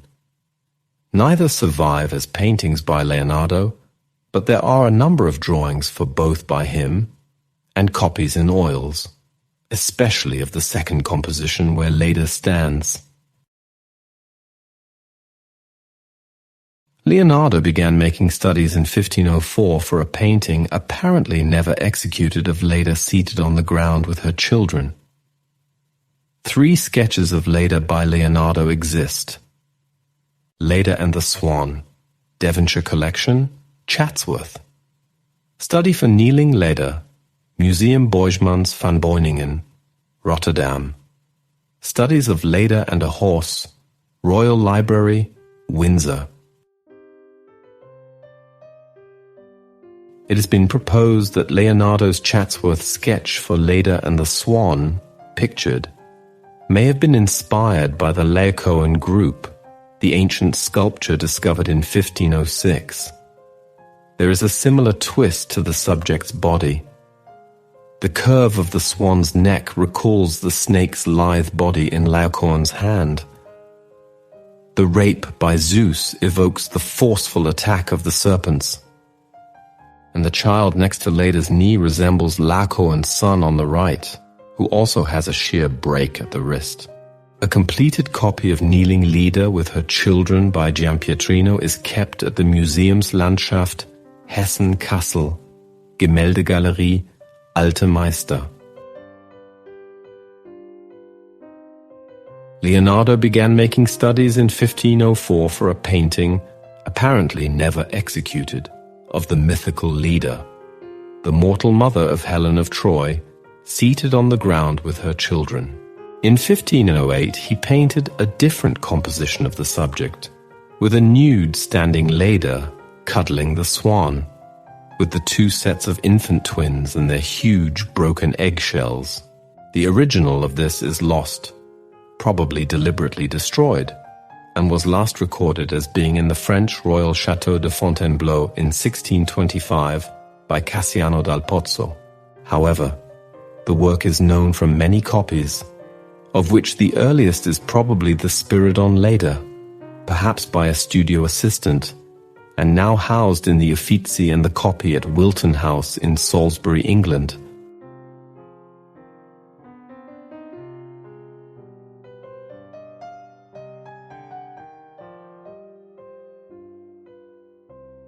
The Battle of Anghiari. This is the title of a lost painting by Leonardo. Its central scene depicted 4 men riding raging war horses engaged in a battle for possession of a standard at the Battle of Anghiari in 1440. Many preparatory studies by Leonardo still exist, but the work is best known through a drawing by the famous Dutch painter Peter Paul Rubens in the Louvre. In E. Rubens's drawing, dating from 1603, was based on an engraving of 1553 by Lorenzo Zacchia, which was taken from Leonardo's painting itself, or possibly derived from a cartoon by the artist. In 1504, Leonardo was given the commission by Piero Soderini to decorate the Hall of 500. At the same time, his rival Michelangelo, who had just finished his sculpture of David, was designated the opposite wall. This was the only time that Leonardo and Michelangelo worked together on the same project. The painting of Michelangelo depicted an episode from the Battle of Cassina, when a group of bathing soldiers was surprised by the enemy. However, Michelangelo did not stay in Florence long enough to complete the project. He was able to finish his cartoon but only began the painting. He was invited back to Rome in 1505 by the newly appointed Pope Julius II and was commissioned to build the Pope's tomb. Leonardo drew his large cartoon in the Basilica di Santa Maria Novella, depicting a scene from the life of Niccolò Piccinino, a condottiere in the service of Duke Filippo Maria Visconti of Milan. He drew a scene of a violent clash of horses and a furious skirmish of men fighting for the flag in the Battle of Anghiari. Giorgio Vasari praised the magisterial way Leonardo had put this scene on paper. It would be impossible to express the inventiveness of Leonardo's design for the soldiers' uniforms, which he sketched in all their variety, or the crests of the helmets and other ornaments, not to mention the incredible skill he demonstrated in the shape and features of the horses, which Leonardo, better than any other master, created with their boldness, muscles, and graceful beauty. Leonardo built an ingenious scaffold in the Hall of 500 that could be raised or folded in the manner of an accordion. This painting was to be his largest and most substantial work. Since he had suffered an almost disastrous experience in fresco painting with The Last Supper, he wanted to apply oil colors on the wall. He began also to experiment with a thick undercoat which, after he applied the colors, the paint began to drip. Trying to dry the painting in a hurry and save whatever he could, he hung large charcoal braziers close to the painting. Only the lower part could be saved in an intact state. But the upper part did not dry fast enough, and the colors intermingled. Leonardo then abandoned the project. Michelangelo and Leonardo's unfinished paintings adorned the same room together for almost a decade, 1505–1512. The cartoon of Michelangelo's painting was cut in pieces by Bartolomeo Bandinelli out of jealousy in 1512. The centerpiece of the Battle of Anghiari was greatly admired and numerous copies were made for decades.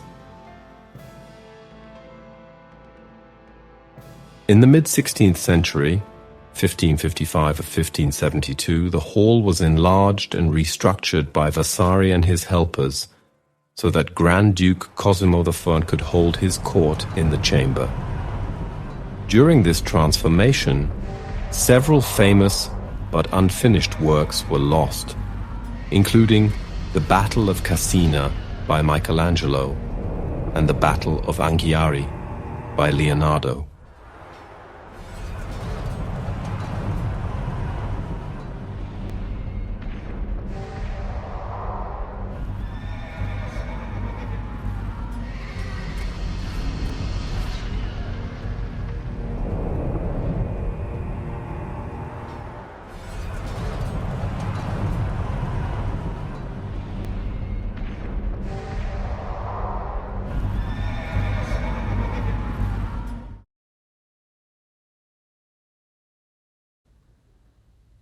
In 1508, Leonardo returned to Milan, where he remained for the next 5 years, enjoying the generous patronage of Charles d'Amboise, the French governor of Milan, and King Louis XIII of France.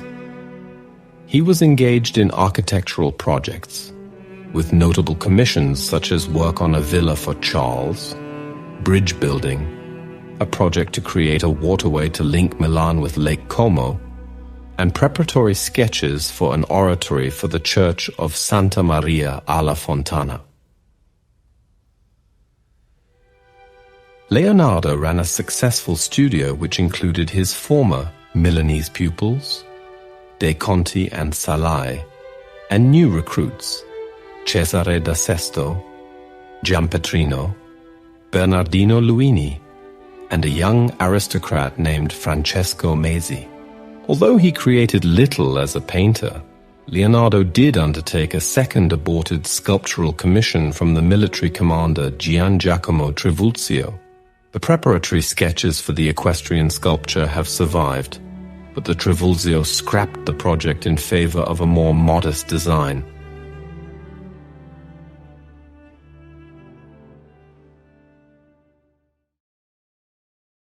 Mona Lisa? This portrait is quite simply the most famous work of art in the world.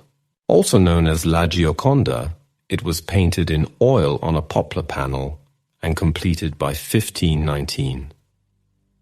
It is a half-length portrait depicting a seated woman, Lisa del Giocondo, a member of the Gherardini family of Florence and the wife of a wealthy Florentine silk merchant. The painting was commissioned for their new home and to celebrate the birth of their second son. In the painting, the ambiguity of Lisa's expression, the monumentality of the composition and the subtle handling of forms have all lent to the celebrity of this famous work of art, which is on permanent display at the Louvre in Paris. Leonardo began painting Mona Lisa in 1503 or 1504 in Florence, working occasionally on the piece for 4 years before moving to France. He worked intermittently on the painting for another 3 years, finishing it shortly before he died in 1519. Most likely through the heirs of Leonardo's assistant Salai, the king bought the painting for 4,000 écus and kept it at Chateau Fontainebleau, where it remained until given to Louis XIV, who moved it to the Palace of Versailles. After the French Revolution, it was relocated to the Louvre. Napoleon I had the portrait moved to his personal bedroom in the Tuileries Palace, but it was later returned to the Louvre. Leonardo used a pyramid design to place his subject simply in the space of the painting. Her folded hands form the front corner of the pyramid. Her breast, neck, and face glow in the same light that covers her hands. The light gives the different parts of her skin an underlying impression of life. The woman sits markedly upright with her arms folded, which is also a sign of her reserved posture. Her gaze seems to address us with a silent communication.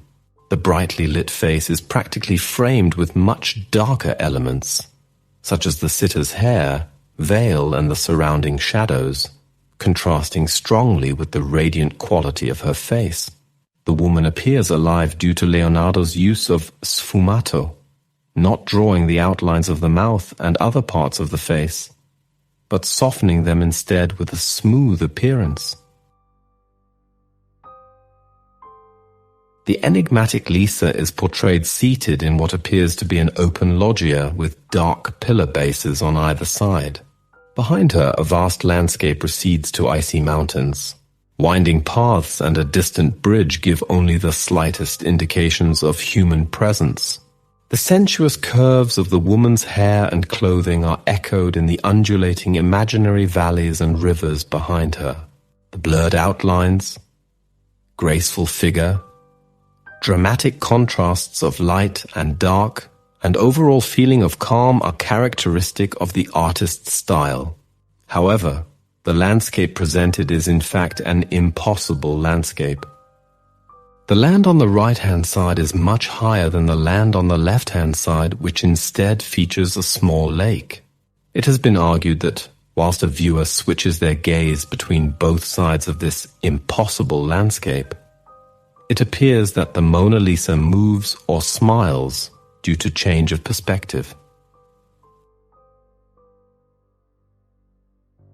The Mona Lisa was not well known until the mid-19th century, when artists of the emerging symbolist movement began to appreciate the portrait, associating it with their ideas of feminine mystique. The portrait was stolen on August 1911, and the Louvre was closed for an entire week to aid the investigation of the theft. French poet Guillaume Apollinaire, who had once called for the Louvre to be burnt down, was arrested and put in jail. Apollinaire tried to implicate his friend Pablo Picasso, who was also brought in for questioning, but both were later released and exonerated. At the time, the painting was believed to be lost forever, and it was 2 years before the real thief was discovered. Louvre employee Vincenzo Peruggia had stolen it by entering the building during regular hours, concealing himself in a broom closet and walking out with it hidden under his coat after the museum had closed. Peruggia was an Italian patriot who believed Leonardo's painting should be returned to Italy for display in an Italian museum. Peruggia may have also been motivated by a friend who sold copies of the painting, which would skyrocket in value after the theft of the original. After having kept the painting in his apartment for 2 years, Peruggia grew impatient and was finally caught when he attempted to sell it to the directors of the Uffizi Gallery in Florence. The painting was exhibited all over Italy and returned to the Louvre in 1913. Peruggia was hailed for his patriotism in Italy and served only 6 months in jail for the crime.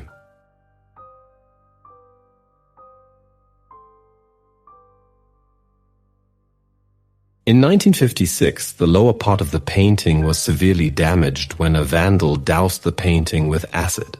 On 30th of December of that same year, a young Bolivian named Hugo Ungaza Villegas damaged the painting by throwing a rock at it. This resulted in the loss of a speck of pigment near the left elbow, which was later painted over. The use of bulletproof glass has shielded the Mona Lisa from more recent attacks.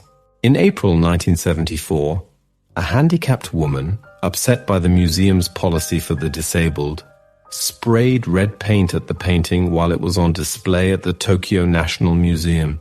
On 2nd August 2009, a Russian woman, distraught over being denied French citizenship, threw a terracotta mug or teacup purchased at the museum at the painting in the Louvre. In both cases, the painting was undamaged.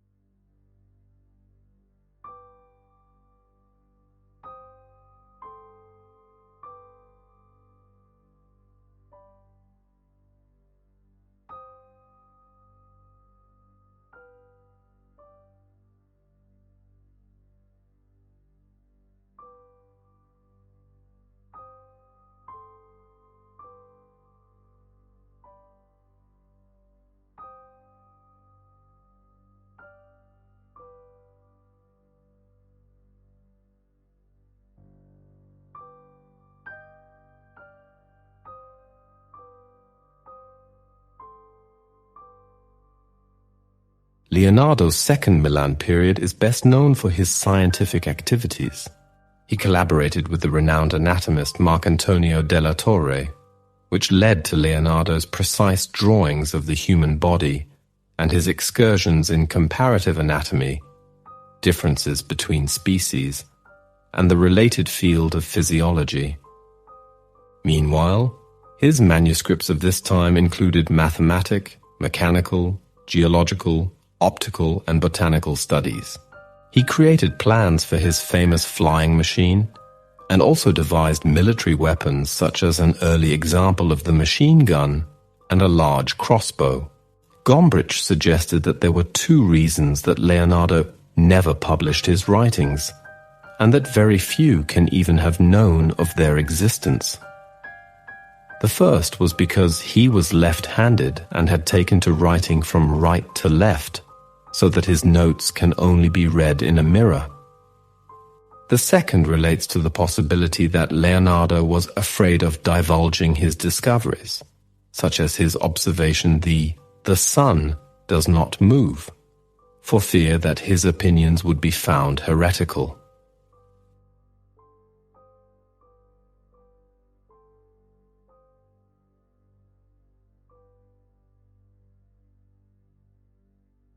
Bacchus. Housed in the Louvre, this painting is based on a drawing by Leonardo. It is presumed to have been executed by an unknown follower, perhaps in the artist's workshop. The canvas depicts a male figure with a garlanded head and leopard skin, seated in an idyllic landscape. He points with his right hand off to his left, while with his left hand he grasps his thyrsus and points down to earth. The painting originally depicted John the Baptist, but in the late 17th century it was altered to portray the mythical god Bacchus. The fur robe is the legacy of John the Baptist, but has been painted over with leopard spots relating, like the wreath, to Bacchus, the Roman god of wine and revelry.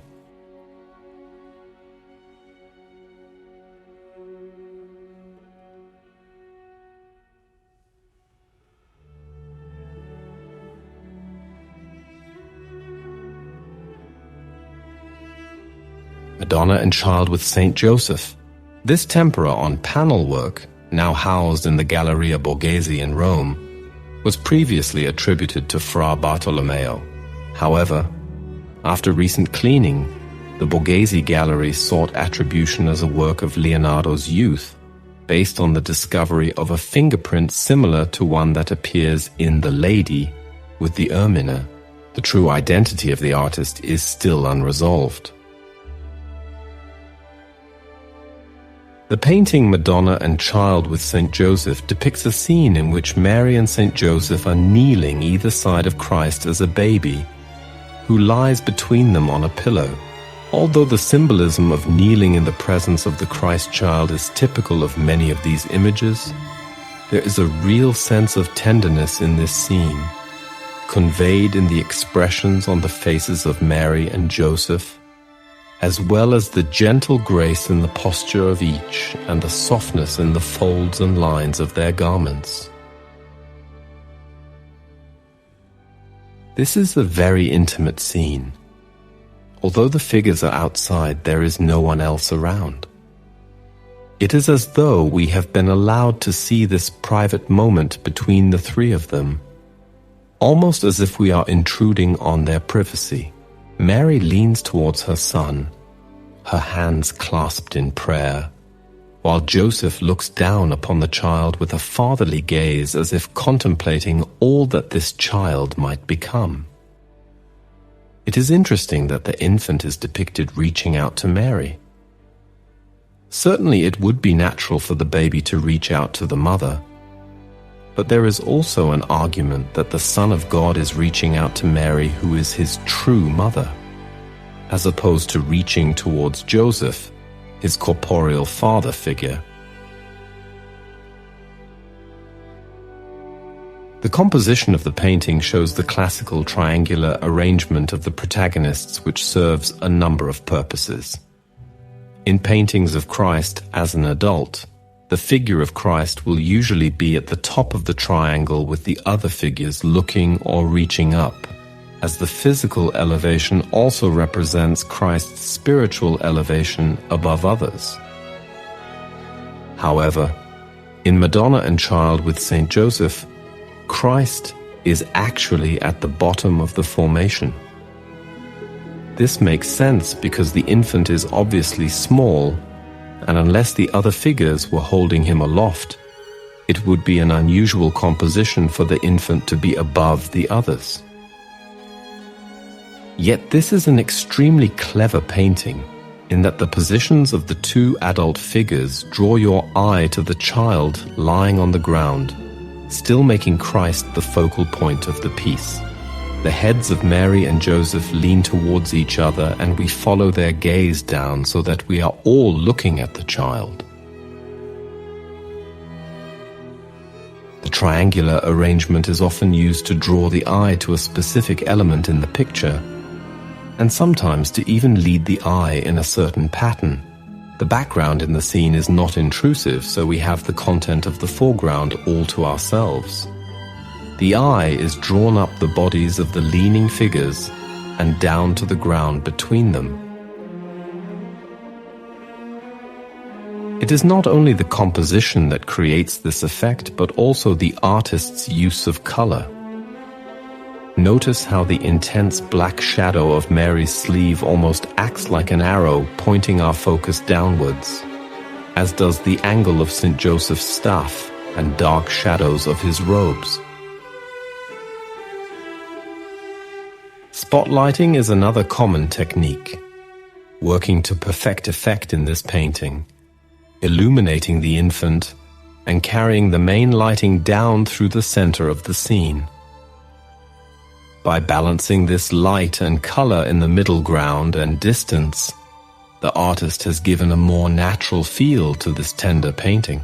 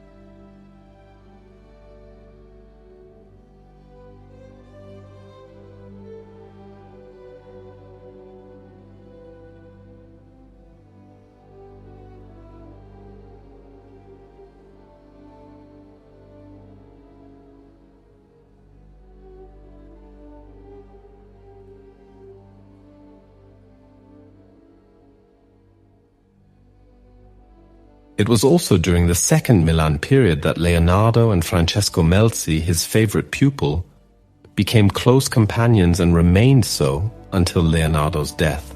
It may be reasonably surmised that at this point in his life, Leonardo was finally able to live discreetly as a gay man, his accomplishments and acclaim providing a safe shelter from the kind of traumatic and punitive stigmatization he experienced in his earlier years in Florence. In 1513, after the temporary expulsion of the French from Milan, the 60-year-old Leonardo relocated, taking Salai and Melzi with him to Rome, where he spent the next 3 years. He was given a generous stipend and residence in the Vatican by the Giuliano de' Medici, the brother of Leo X, the new pope. It was a depressing time for Leonardo, however, who struggled to secure any meaningful commissions. As Heidenreich writes, Leonardo arrived in Rome at a time of great artistic activity. Donato Bramante was building St. Peter's. Raphael was painting the last rooms of the Pope's new apartments. Michelangelo was struggling to complete the tomb of Pope Julius II, and many younger artists such as Timoteo Viti and Sodoma were also active. Heidenreich refers to drafts of embittered letters, which confirmed Leonardo's disquiet and unhappiness, which restricted his activities largely to mathematical studies and technical experiments, or surveyed ancient monuments as he strolled through the city. However, Leonardo did produce a magnificently executed map of the Pontine Marshes and drawings for a planned Florentine residence for the Medici, who had returned to power in 1512.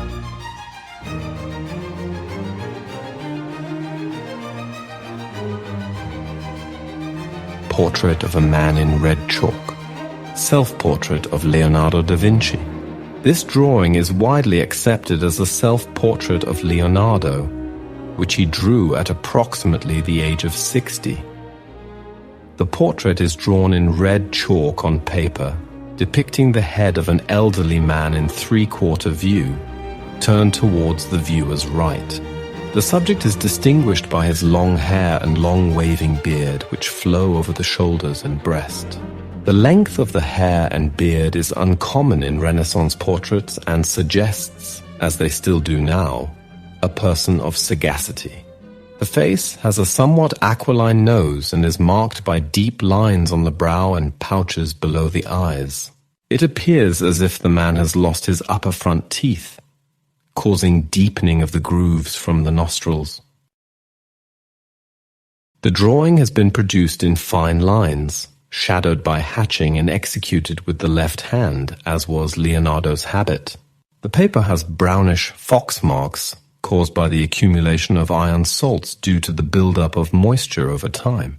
The drawing is housed in the Royal Library in Turin, and is not generally viewable by the public due to its fragility and poor condition.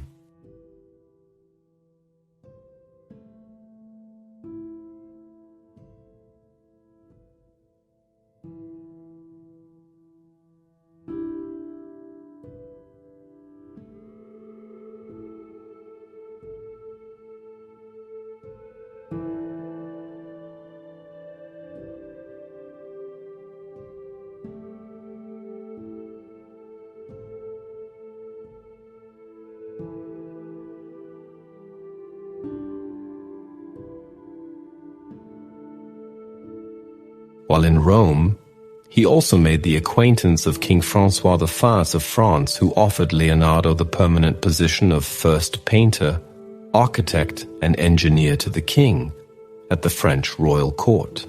François is credited with doing more than any other individual to promote Renaissance art and architecture in France, and Leonardo, having accepted the king's invitation, lived out the last 3 years of his life with Melzi at a small but palatial residence at Clos-Lucé, close to the king's residence at Château d'Amboise.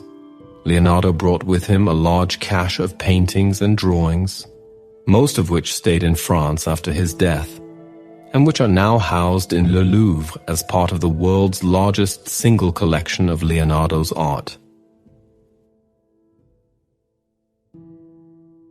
Leonardo did little painting in France, although his last painting, St. John the Baptist, 1513, was most likely made during this time. He worked on landscape plans for the palace gardens, but all new work was abruptly halted following a region-wide outbreak of malaria. Leonardo found time to edit his scientific papers and to prepare his treatise on painting, including his Visions of the End of the World series, which included his many cataclysmic storm drawings, known as the Deluges.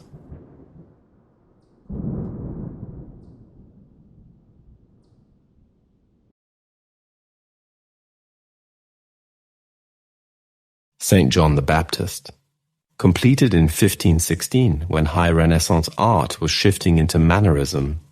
This painting is believed to be Leonardo's last and is now housed in the Louvre. It depicts St. John the Baptist with long curly hair, alone in the dark and dressed in pelts. He bears an enigmatic smile, recalling once again the famous Mona Lisa. The saint holds a reed cross in his left hand, whilst his right hand points up towards heaven. It is believed that the cross and woolskins were added at a later date by another painter. The pointing gesture of St. John toward the heavens suggests the importance of salvation through baptism, which this particular saint represents. The work produces an ambiguous and mysterious quality, as the gender of the subject appears uncertain, and the smile on the saint's face comes across as almost demonic, causing an eerie confusion in its intended meaning.